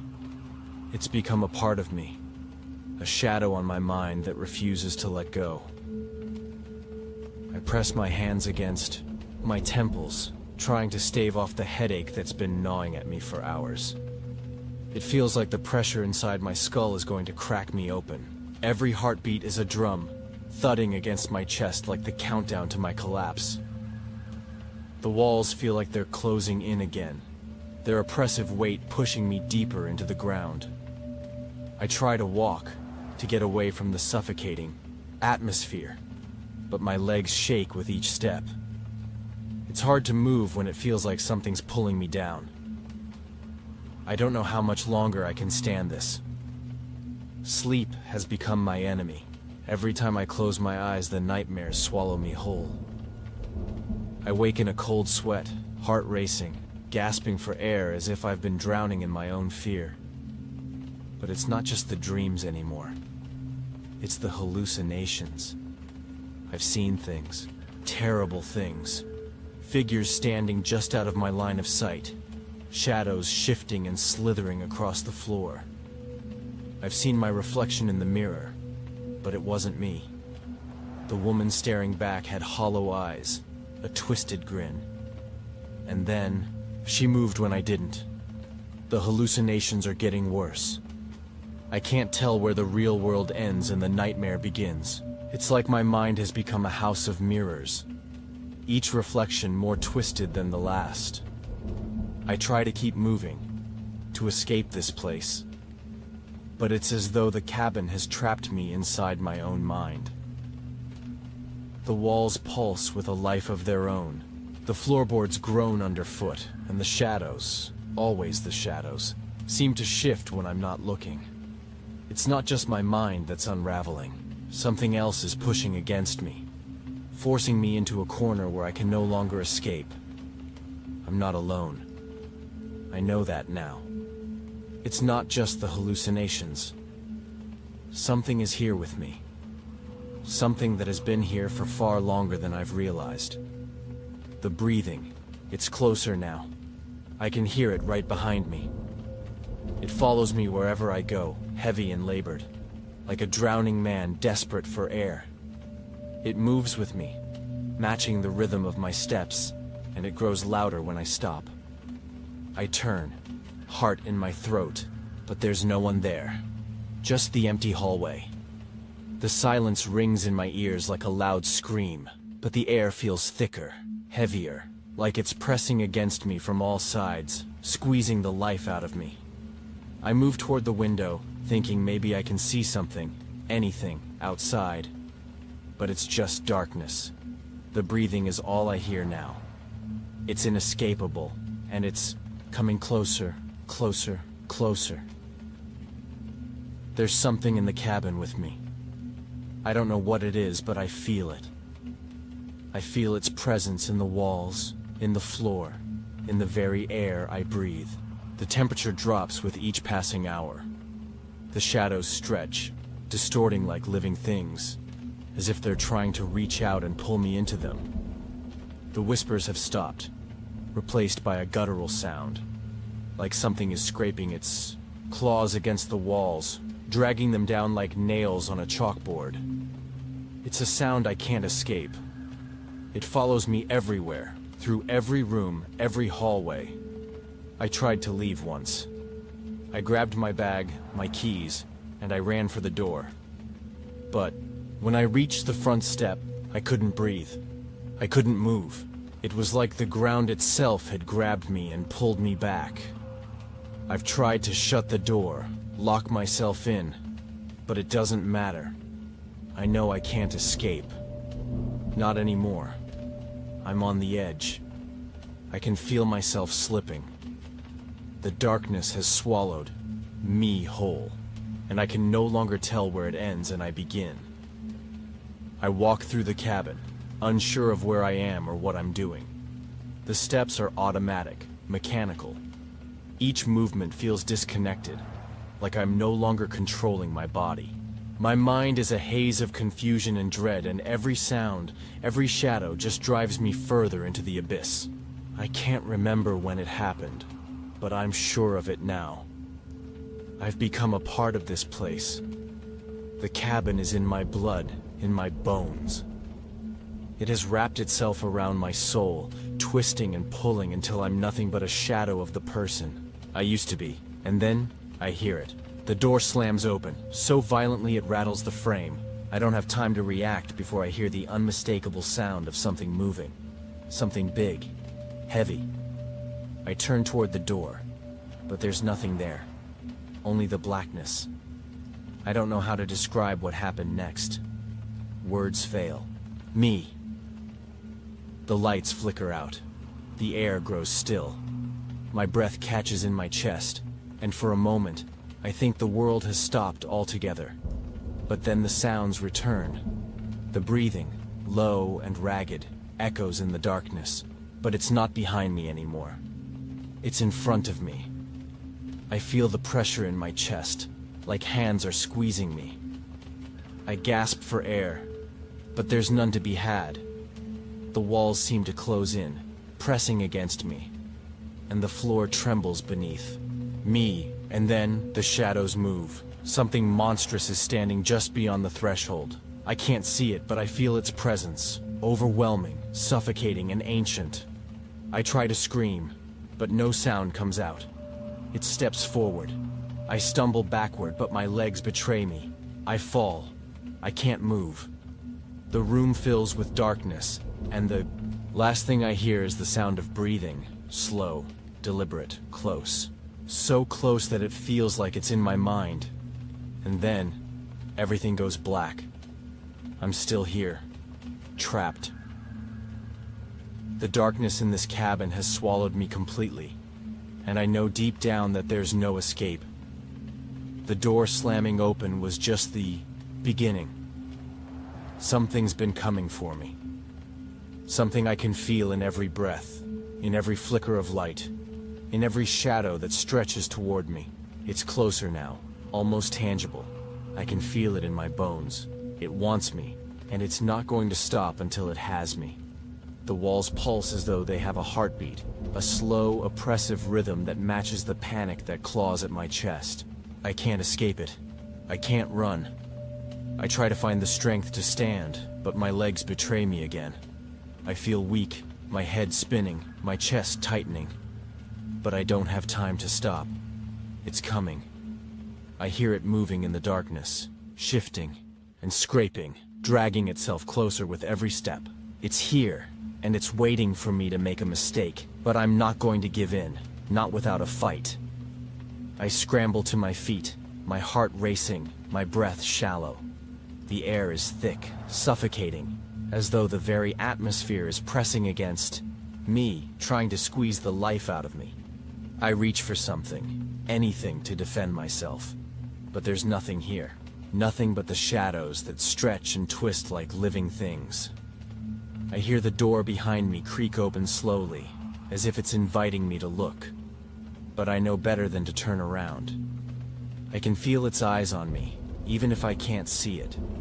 The very air vibrates with the tension of it. I run. I have to run. I dash down the hallway, my footsteps echoing in the empty, oppressive silence. The walls close in, and the shadows reach for me, clawing at my skin. The forest outside seems so far away. Now, I can barely remember what it looked like. Just a blur of trees and fog. The lights in the cabin flicker out one by one as I make my way to the back door. The feeling of being watched is stronger than ever. The presence is right behind me, as if it's attached itself to my very soul. The door doesn't open.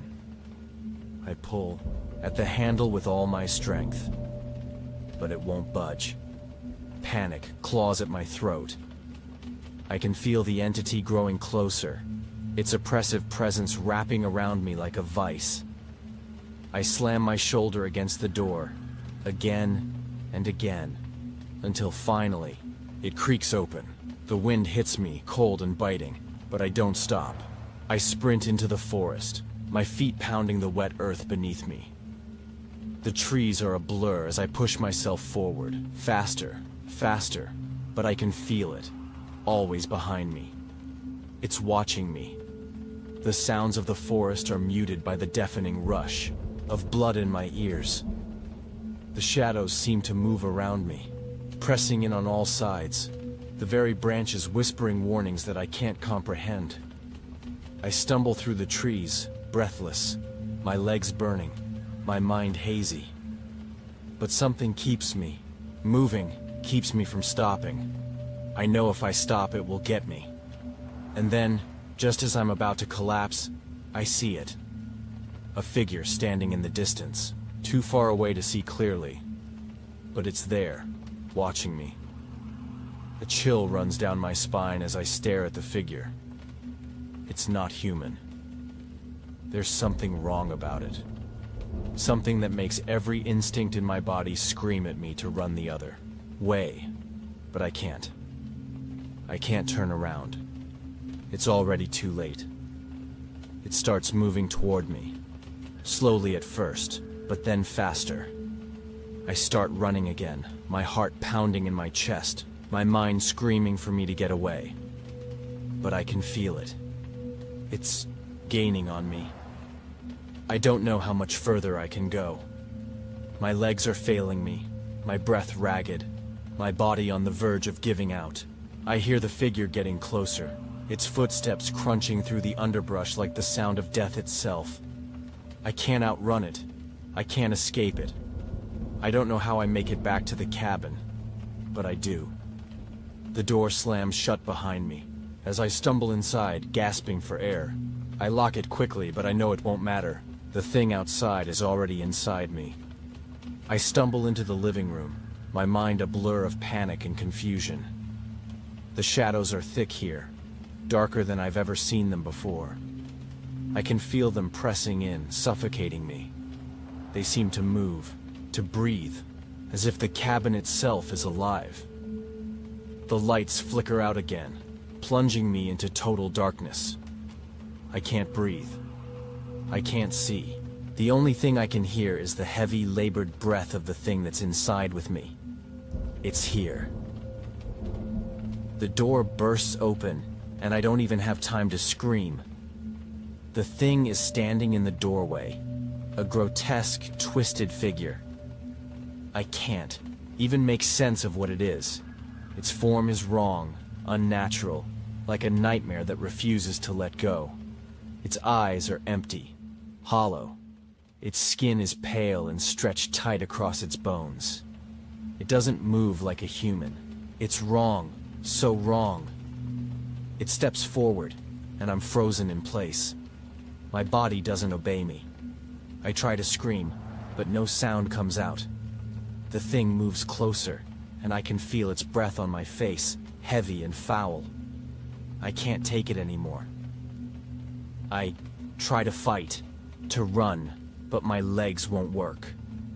I fall, scrambling backward, desperate to get away. But there's nowhere to go. The thing is everywhere. Its cold hands reach out to grab me, and I know then that this is it. The last thing I feel is the cold touch of its hand on my chest. Then, everything goes dark. The world is still. The last thing I remember is the pain, the pressure on my chest, the darkness. I don't know how much time has passed, but when I open my eyes, I'm not in the cabin anymore. I'm in the forest, lying on the ground. The air is cold and still, and the trees loom over me like silent sentinels. But I can't move. I can't feel my body. And as I look around, I see the figure again. The same one that chased me, the same one that hunted me. It stands in the distance, watching me, silent, waiting.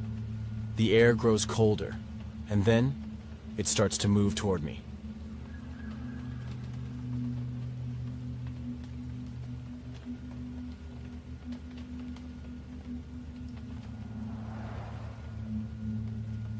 Margaret Stone and her young daughter Sarah moving into a secluded cabin nestled in a dense forest.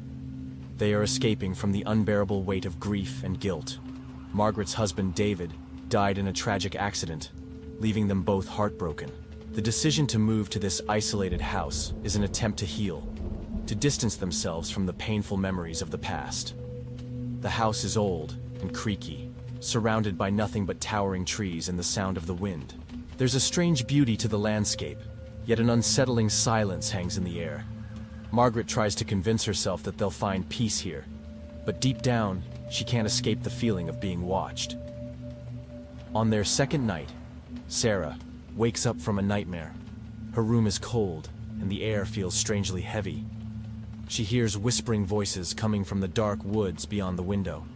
Rushing to her mother's room, Sarah begs Margaret to check on the strange noises. But Margaret dismisses it as the wind, trying to reassure her. The next day, while Margaret is unpacking, Sarah ventures out into the woods. There's something pulling her deeper into the forest, a voice calling her name from the shadows. She wanders further, drawn by an inexplicable force. As she reaches the heart of the woods, she comes across a young girl sitting on a weathered stump, gazing at her with an otherworldly calmness. The girl is Lily Gray, dirty, with wide, unblinking eyes. She doesn't speak, but simply watches Sarah for what seems like an eternity. Then, without a word, she gets up and walks away, disappearing into the trees. Sarah is left in a state of confusion and unease. When Sarah returns home, she tells her mother about the strange girl in the woods. But Margaret brushes it off as an imagination running wild. Yet, deep inside, Margaret can't shake the feeling that something isn't right. The woods are far too quiet, too oppressive, and the presence of the mysterious girl lingers in her thoughts. That night, Sarah hears footsteps outside her window. She opens the curtains, but there's nothing there, just the dark expanse of the forest, stretching out infinitely. The feeling of being watched intensifies. The following morning, Margaret decides to take Sarah into town to buy supplies. As they leave the house, they spot Lily Gray standing at the edge of the forest, watching them from afar. Her pale face is expressionless. The air grows colder as they pass by her, and Margaret feels an unsettling chill crawl down her spine. The girl doesn't approach, but Margaret can't help but feel as if Lily is trying to warn them. As the days pass, strange occurrences begin to happen more frequently. Objects in the cabin are displaced, doors creak open at night, and the temperature fluctuates unpredictably. Margaret hears whispers at night, low, unintelligible murmurs that seem to come from deep within the woods. She chalks it up to the isolation and the unsettling sounds of the forest, but the noises persist, growing more distinct. Sarah starts having vivid nightmares. She dreams of a figure in the woods, an entity with hollow eyes and a twisted smile that seems to beckon her. When she wakes, she finds her drawings filled with images of dark trees, empty eyes, and shadowy figures reaching for her. One night, as Sarah walks through the cabin, she finds Lily standing by the door, her face pale and expressionless. The girl does not speak, but her eyes are full of an ancient knowledge of something far darker than either Margaret or Sarah can comprehend. Margaret finally decides to confront Lily, demanding to know who she is and why she's been watching them. The encounter occurs on a foggy afternoon when Margaret tracks the girl into the woods. Lily stands near a clearing, her back turned. As Margaret approaches, Lily speaks for the first time, her voice a haunting whisper. "You shouldn't have come here," Lily warns. "The forest knows you. It remembers your pain." Margaret's heart races as the words chill her to the bone. She tries to dismiss them, but the unease only grows. Lily's cryptic words echo in her mind. The forest is alive with memories, and it claims those who don't belong. Suddenly, a gust of wind blows through the trees, and Margaret feels something shift in the atmosphere. Something ancient and malevolent. A shadowy figure appears in the distance, its outline indistinct, yet it radiates an oppressive energy. Margaret turns to Lily, but the girl is gone, vanished as if swallowed by the trees. As she makes her way back to the cabin, Margaret's mind races. What is happening here? Why does the forest feel alive with something dark? And what did Lily mean by it knows you? Back at the cabin, Margaret tries to keep things normal for Sarah's sake, but her mind is consumed by the strange occurrences. The whispers grow louder at night, and the shadows in the corners of the room seem to shift, as if watching her. Sarah becomes increasingly withdrawn, speaking less and less, her once cheerful demeanor replaced by an eerie stillness. One night, as Margaret lies awake in bed, she hears Sarah speaking softly to herself. The words are unintelligible at first, but then they become clear.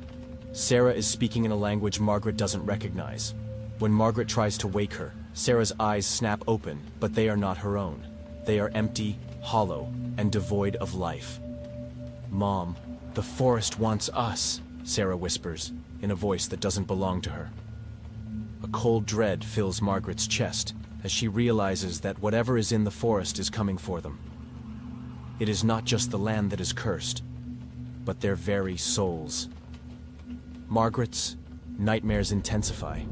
She dreams of the forest swallowing her, trees growing tall and wide, their branches reaching out to crush her. In the dream, David stands at the edge of the trees, beckoning her to join him. But as she reaches for him, the trees close in, and the figure becomes distorted, twisted. Margaret awakens, drenched in sweat, and immediately checks on Sarah. But Sarah is gone. Panicking, Margaret runs outside, searching for her daughter in the woods. She calls out for Sarah, but there is only silence. The wind picks up, the forest howling like a living entity, pushing her further into the trees.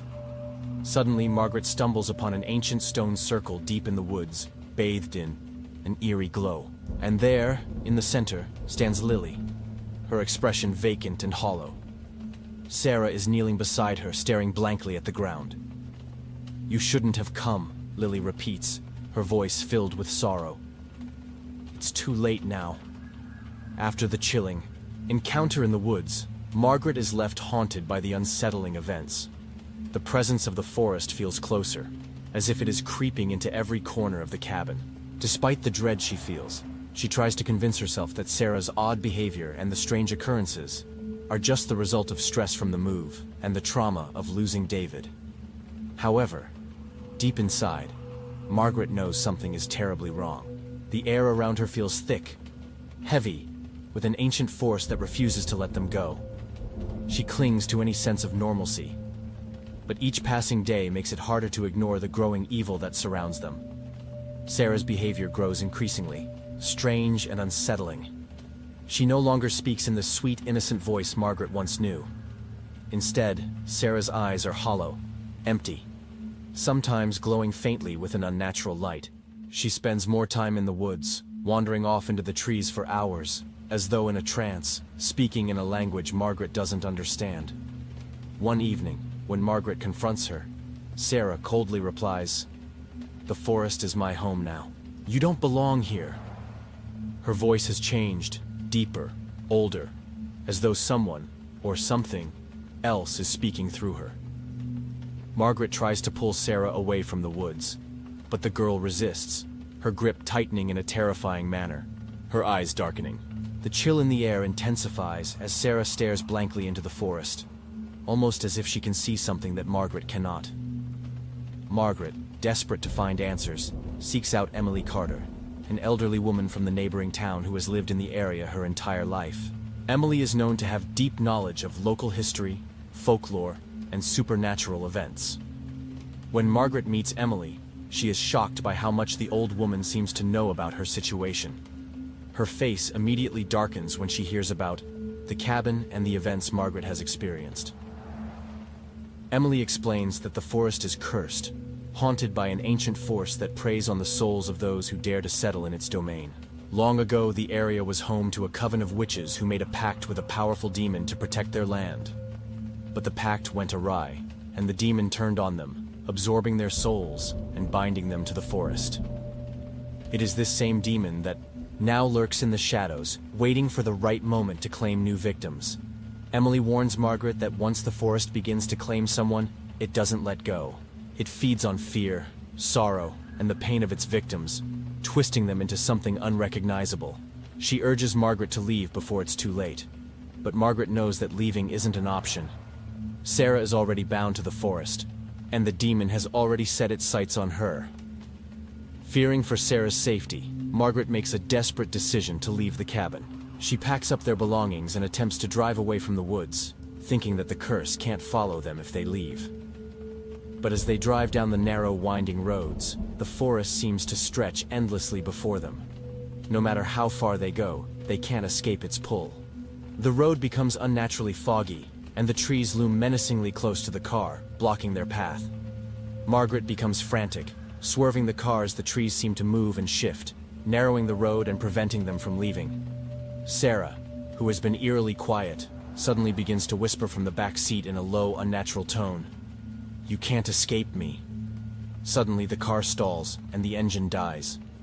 The woods seem to close in around them, and the air becomes suffocating, filled with the low hum of an unseen presence. Margaret's panic grows, as the forest seems to press against the car like a living entity, trapping them in its grip. As the situation becomes increasingly dire, a dark figure emerges from the woods, a tall, shadowy silhouette that sends a chill through Margaret's entire body. It is the demon that has bound itself to the land, its eyes glowing with an otherworldly light. The creature's voice, smooth and cold, fills the car as it speaks directly to Margaret. "You cannot leave, Margaret Stone," the demon says, its voice chilling and familiar, as though it's been waiting for her all along. "You and your daughter belong to the forest now. Your pain has called me forth, and you will never escape." Margaret tries to scream, but her voice catches in her throat. She can't move, can't speak, as if paralyzed by its gaze. The demon reveals the twisted truth. It was never the forest that was cursed, but her family. It was their grief, their unresolved pain, that drew the demon here. David's death opened a gateway to the forest's ancient evil, and now Margaret and Sarah are its latest victims. The demon offers Margaret a choice: stay and watch her daughter fall further into the abyss, or make a pact with it to save her, but at a terrible cost. Margaret must sacrifice her own soul to free Sarah, forever binding herself to the forest's curse. Margaret is torn. She can't bring herself to agree to the demon's terms, but she also can't bear the thought of losing Sarah forever. After a moment of agonizing silence, she makes the ultimate choice, hoping that there might still be a way to outwit the demon. She agrees to the deal, but she is unaware that by doing so, she has unknowingly sealed her fate. The demon smirks, a dark satisfaction crossing its face. "Your soul is mine," it whispers as it begins to dissolve into the air, leaving behind only a lingering, suffocating presence. As the fog clears and the road reappears, Margaret finds herself and Sarah back in the cabin. But things have changed. The house feels colder than ever, the air thick with malevolence. The trees outside seem to lean toward the house, watching, waiting. Sarah's eyes have darkened further, and her once childlike features have twisted into something almost unrecognizable. That night, as Margaret lies awake in bed, she hears strange sounds coming from the attic. A scratching, scraping noise, as if something is moving around up there. When she goes to investigate, she finds Sarah standing at the entrance of the attic, staring into the darkness. "Mom, I can't leave the forest. It's inside me now," Sarah says in a voice that isn't entirely her own. She steps back into the shadows, disappearing from view. Margaret's heart races as she realizes the demon's grip on Sarah is absolute. As she turns to leave the attic, she sees a shadowy figure standing behind her in the reflection of a dusty mirror. A twisted version of David, grinning, his face half decayed. "You should have never come here, Margaret," the figure hisses. Suddenly, the house seems to close in around Margaret. The forest has claimed them both. Margaret wakes up in the middle of the night, drenched in sweat, her mind still haunted by the terrible events. The cabin feels colder now, more oppressive, and she can hear the creaking of the house as if it were alive. The once familiar surroundings now seem alien, suffused with an aura of dread. She tries to comfort herself, telling herself that the events were a product of stress, but deep down, she knows something far darker is at play. She gets out of bed and heads to Sarah's room, her heart pounding with dread. When she opens the door, she is met with a sight that chills her to the bone. Sarah is no longer lying in bed, but standing in front of the window, staring blankly at the woods outside. The glow from her eyes is more pronounced now, as though something unnatural is inhabiting her body. The room feels colder than ever, as though the very walls are freezing. Margaret approaches cautiously, her voice trembling. "Sarah, what's happening to you?" Sarah turns around slowly, her expression blank, her movements unnaturally slow. "The forest is calling me, Mother. It wants me to join it." Margaret feels a cold shiver run down her spine. The voice, coming from Sarah, is not hers. It is deeper, harsher, as if an ancient entity has taken hold of her. In her desperation, Margaret begins to research the history of the forest and the curse that haunts it. She finds an old journal belonging to a previous inhabitant of the cabin, someone who had lived there over 50 years ago. The journal speaks of the forest's ritual, a dark and twisted event that happens once every generation, where the souls of the chosen are taken to fuel the demon's power. Margaret discovers that the demon's influence grows stronger as time passes, and the longer someone stays within the forest's domain, the more likely they are to be absorbed into its grip. The journal mentions a ritual in which the demon claims a person's soul by marking them with a cursed symbol. It's only after this marking that the victim becomes fully consumed, their mind and body twisted into something unrecognizable. The journal reveals that the only way to break the ritual is by offering up a sacrifice, a soul of pure innocence, but the price of defying the demon is steep. Many before Margaret have tried, and all have failed. The more Margaret learns, the more the lines between reality and nightmare blur. As the demon's influence grows, the cabin itself becomes a haunted reflection of the forest. The air feels thick with an unnatural energy, and Margaret begins to see strange things. The walls seem to pulse, shadows move in the corners of her vision, and at night she can hear whispers coming from the walls. She tries to maintain her sanity, but the horrors continue to escalate. The house is no longer a refuge. It feels like a prison, and the forest outside is closing in around them. One evening, while preparing dinner, Margaret hears a soft, familiar laugh behind her. When she turns, she sees David, her deceased husband, standing in the doorway, his face twisted in a grotesque, mocking smile. "Come back to me, Margaret," David's voice rasps. "It's not too late." Margaret screams and backs away, but when she blinks, David is gone, replaced by the shadows of the trees outside. Her mind is unraveling, and she begins to question if anything is real anymore. The demon's hold on her mind is tightening, feeding on her fear and guilt. As Margaret tries to escape the haunting visions, Sarah's transformation accelerates.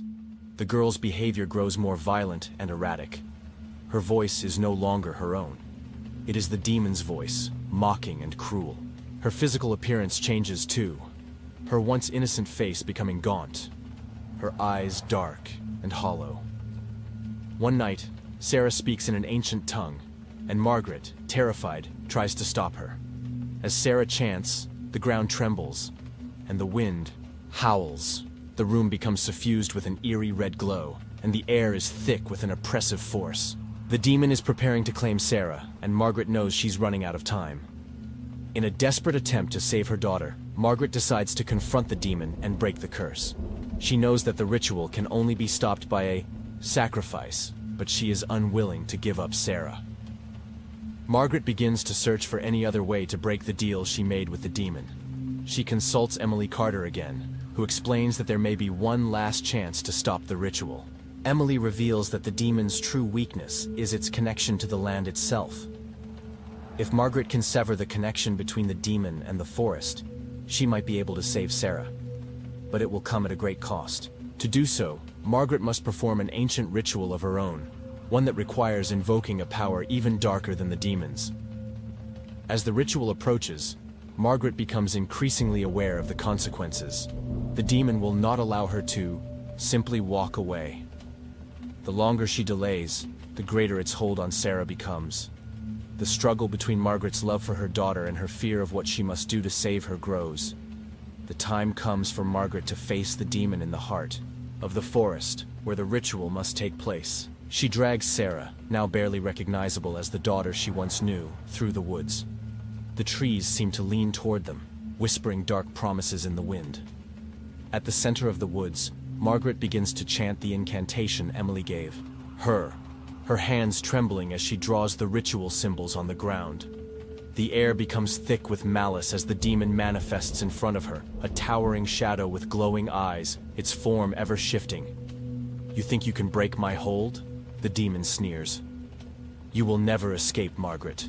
You and your daughter belong to me now." But Margaret is resolute. She completes the incantation, and the ground shakes violently. The trees twist and writhe, their roots breaking free from the earth. The demon howls in fury as the ritual begins to tear at its connection to the land. The sky darkens, and the forest itself seems to scream in agony. In the climax of the ritual, Margaret must make a final, horrible decision. To sever the demon's hold on Sarah, Margaret must sacrifice something of herself, her very soul. But this sacrifice is not just symbolic, it is real. The demon demands that she give up her life to save her daughter. In a final act of selflessness, Margaret agrees, knowing that this is the only way to stop the curse. As Margaret's soul is claimed by the demon, Sarah is freed from its grip. The girl, now restored to her former self, collapses into Margaret's arms, crying out for her mother. But the victory is bittersweet. Margaret's body fades into the air, her spirit bound to the forest forever. The ritual's immediate effects seem to have calmed. The forest is eerily silent, and the oppressive darkness that had once consumed the cabin appears to have lifted. Sarah, now freed from the demon's grip, lies in Margaret's arms, still breathing heavily, her eyes wide with disbelief. Margaret, despite the overwhelming weight of her sacrifice, can feel her connection to the forest weakening. The physical and spiritual toll on her body is devastating, but she is still alive, and that gives her a flicker of hope. As they stumble back to the cabin, Sarah whispers, "What happened to you, Mom?" Her voice is soft, full of confusion. Margaret's gaze drifts to the trees surrounding them, but the unnatural forces seem dormant for now. Margaret knows that, despite what she did, this is far from over. Something lingers in the shadows, a malevolent presence waiting for its chance to return. Margaret's victory over the demon is short-lived. The curse may have been broken for now, but its presence still haunts the land. Strange occurrences begin to plague the cabin once again, disturbing. Noises in the night, whispers in the woods, and unnatural cold spells. The house feels like it is alive, shifting and breathing with the wind that carries a dark, unseen force. Sarah starts seeing strange visions again. At first it's fleeting, glimpses of shadowy figures in the corner of her eyes, but soon, the visions become more intense. One night, she wakes up screaming, her hands clutching her chest as if something is choking her. Margaret rushes to her side, only to find Sarah completely drenched in sweat, her face contorted in terror. "Mom," Sarah gasps, "it's coming, it's still here, it never left." Margaret struggles to calm her, but deep down, she fears Sarah is right. The demon may have been banished, but the forest still holds power, and that power is awakening. The nightmares continue. Margaret and Sarah's once peaceful nights are filled with terrifying dreams. Sarah dreams of endless trees, towering shadows, and a face, blurred and twisted, that grins menacingly at her. Margaret dreams of her own soul being torn apart, pulled into the heart of the forest. She wakes up in cold sweats, certain that she's still tethered to something far darker than she can comprehend. One evening, while Sarah is out by the creek, near the cabin, Margaret follows her, concerned about her increasingly erratic behavior. As she approaches the creek, she hears Sarah speaking in a strange, guttural voice. Margaret's heart skips a beat when she realizes that it's not Sarah's voice at all. It's the demon's. Sarah stands still, her eyes black as coal, staring into the water. "The forest is awake," the voice croaks. "The curse was never truly broken. It is only sleeping." Margaret screams Sarah's name and runs toward her, but the girl jerks around and attacks her, her movements inhumanly fast. Margaret barely manages to restrain Sarah, her hands trembling as she looks into her daughter's blackened eyes. "I'll kill you," Sarah's voice hisses, not her own. "You cannot stop the forest." It becomes clear to Margaret that the demon was not truly defeated. It merely shifted its presence. The demon has now taken a new form, not in the woods, but in Sarah. Sarah has become a vessel for the ancient evil that had once roamed the forest. The demon's power now flows through her veins, and it feeds on her fears, twisting her into a reflection of its own darkness. Margaret spends days researching old folklore and rituals once again, desperate to find a way to sever the demon's hold on her daughter. She finds references to the convergence, a moment when the vessel and the demon fully unite, making the soul of the vessel unredeemable. In this moment, the forest will rise, and all life nearby will fall under its control. The more Margaret delves into the cursed ritual, the more the house seems to push back. The walls close in on her, the air growing thick with oppressive energy. It feels like the cabin is becoming a prison, its doors and windows locked, unable to escape. Each time she opens the door, the woods outside feel closer, as though the very trees are watching her. Sarah, meanwhile, becomes more erratic. She starts drawing strange symbols in the dirt and murmuring in the demon's tongue. She speaks of the forest's hunger and warns Margaret that the land will consume them both if they stay. But Margaret cannot leave. She can't leave Sarah behind. One night, as Margaret tries to sleep, she is awakened by a whispering voice that calls her name. "Margaret," it croons, soft as silk. "It's time. The forest will claim you both." When Margaret opens her eyes, she finds Sarah standing over her, her body now pale and thin, as though the demon has taken full control. Her eyes burn with an unnatural glow, and she holds a sharp knife in her hand. "Mom," Sarah whispers, "it's better this way. Come with me." Margaret recoils, heart pounding. She fights against her growing fear, knowing that if Sarah is truly lost to the demon, the only choice left is to sever their bond, permanently. In the final act of desperation, Margaret decides to confront the forest itself. She knows that only by destroying the heart of the forest, the place where the demon's power originates, can she truly break the curse. But doing so will require an ultimate sacrifice. Margaret must sever her connection to Sarah completely, risking her life to stop the evil from consuming them both. She takes Sarah to the heart of the forest, where the trees are unnaturally twisted, their gnarled roots clawing at the earth. As Margaret prepares to enact a final ritual to sever the connection, she is faced with one last choice: sacrifice herself to the forest, thus ensuring Sarah's survival, or allow the demon to take them both. In a chilling twist, the forest comes alive around them, the trees closing in, their shadows growing longer, and the ground shifting underfoot. The air is thick with the demon's presence as it whispers promises of power and eternal life. Margaret's determination burns brighter than the fear coursing through her veins. She knows what she must do. Margaret stands at the edge of the forest, staring at the twisted trees that loom before her. The air is thick with an unnatural stillness, like the calm before a storm. Her hands tremble as she holds the ancient ritual dagger, the key to severing the bond between Sarah and the demon that now possesses her. She's come so far, and yet the forest still holds her captive in its darkness. The weight of her decision presses down on her chest. Sarah stands beside her, silent and eerily calm. Her eyes are no longer hers, pale and empty, reflecting the void inside her. The demon speaks through her, its voice now a cold, guttural whisper that cuts through the silence of the forest. "You're too late, Margaret," the demon taunts. "This land is mine, and so is she." Margaret knows that the only way to stop the demon and save her daughter is by performing a final, ancient ritual deep within the heart of the forest. This ritual is said to sever the connection between the demon and its vessel, but it is also the only way to destroy the entity that controls the land and its power. However, the ritual requires a sacrifice, something more than just the physical. The ritual calls for the life force of the person who is closest to the demon. Margaret knows what this means. In order to destroy the demon once and for all, she must sever her bond with Sarah, potentially killing her own daughter in the process.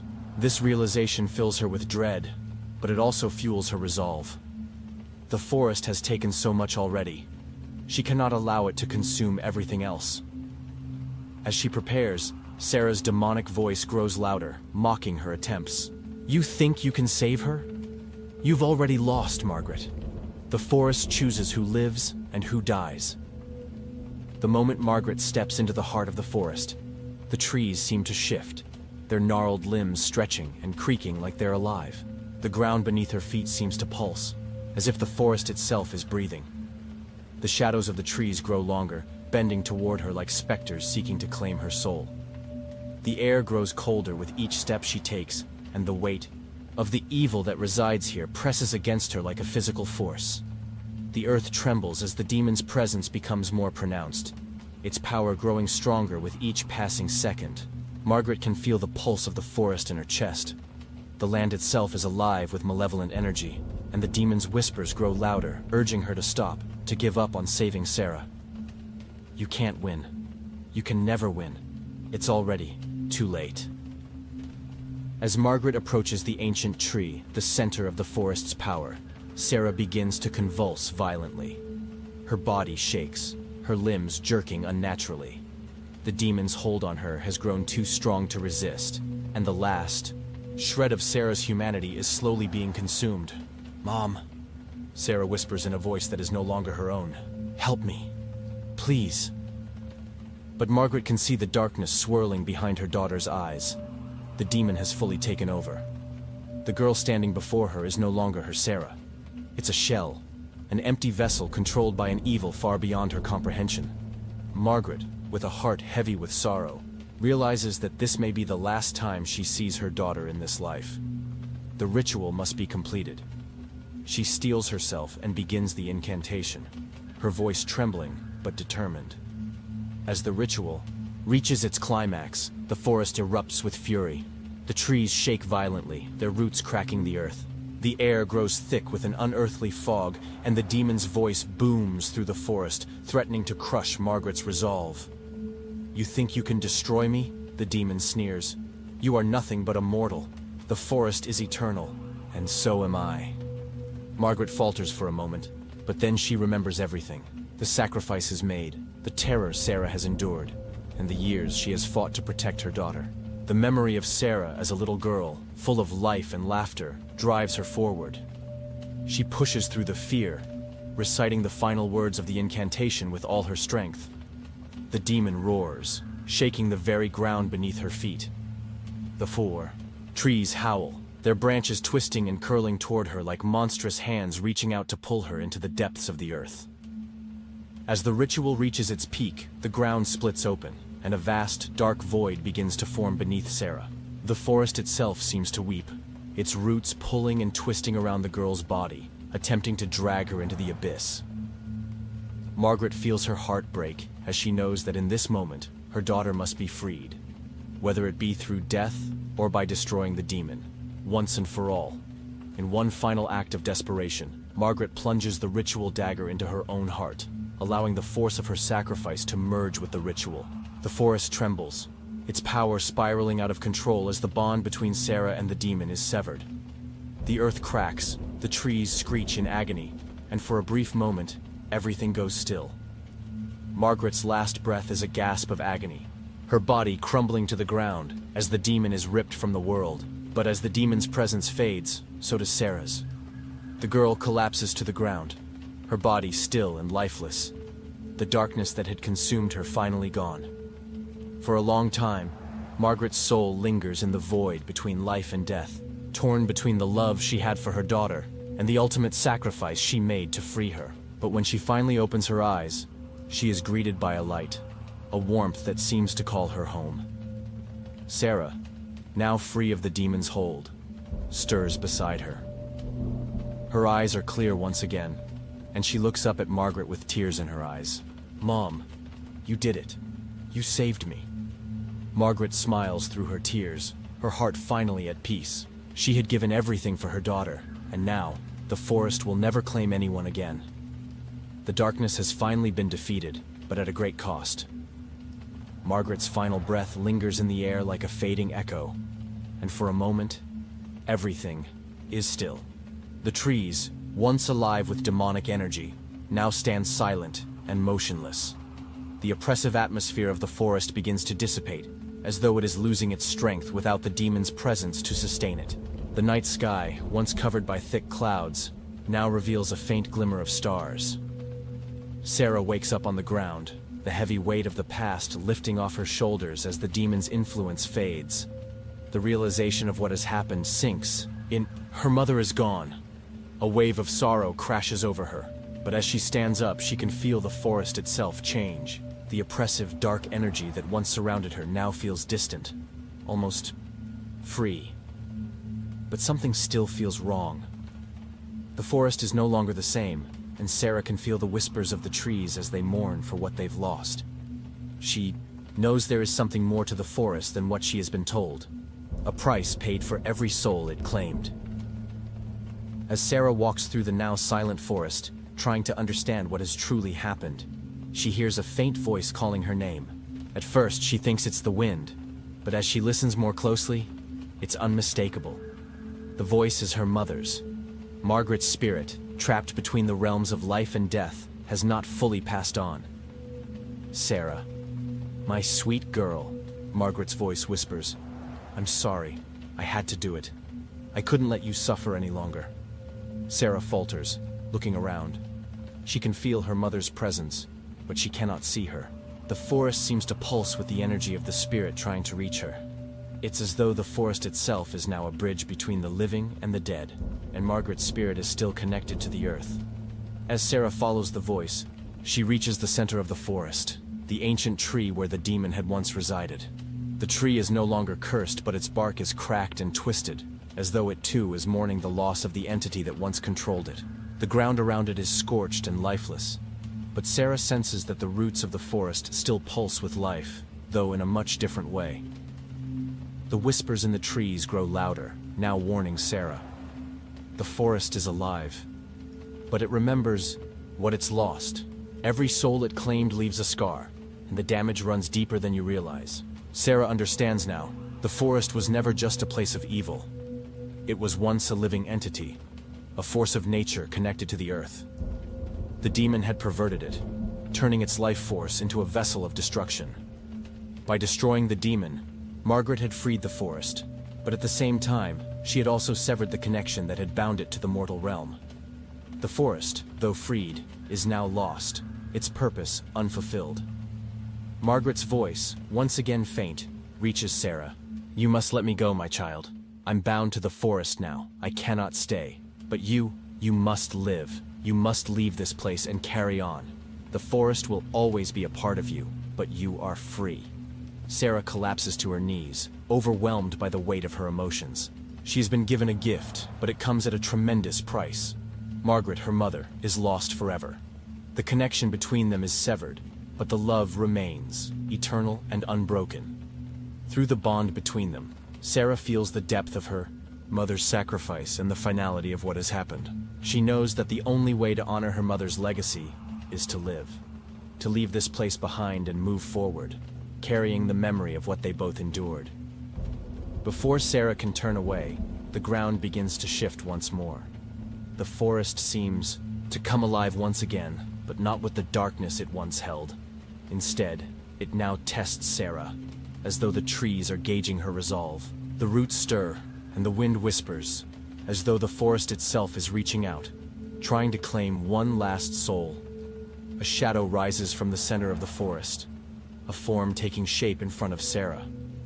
It is the demon, but not in its true form. Now, it's a lingering specter, an echo of the evil that once existed here. The demon speaks, its voice echoing in the wind. "You cannot escape, Sarah. This place is cursed. You are cursed.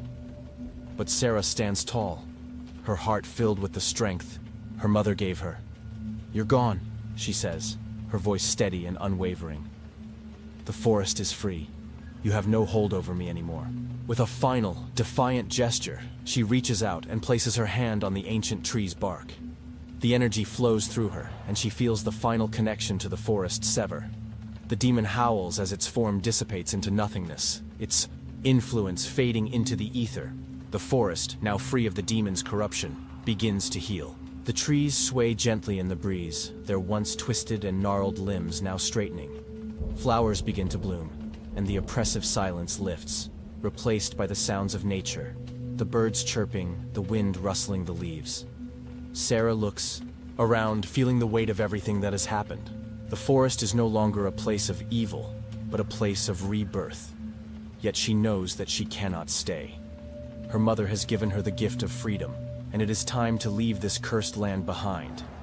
Before she departs, she whispers into the wind, a final goodbye to the place that took so much from her. Goodbye, Mom. I'll carry your love with me, always.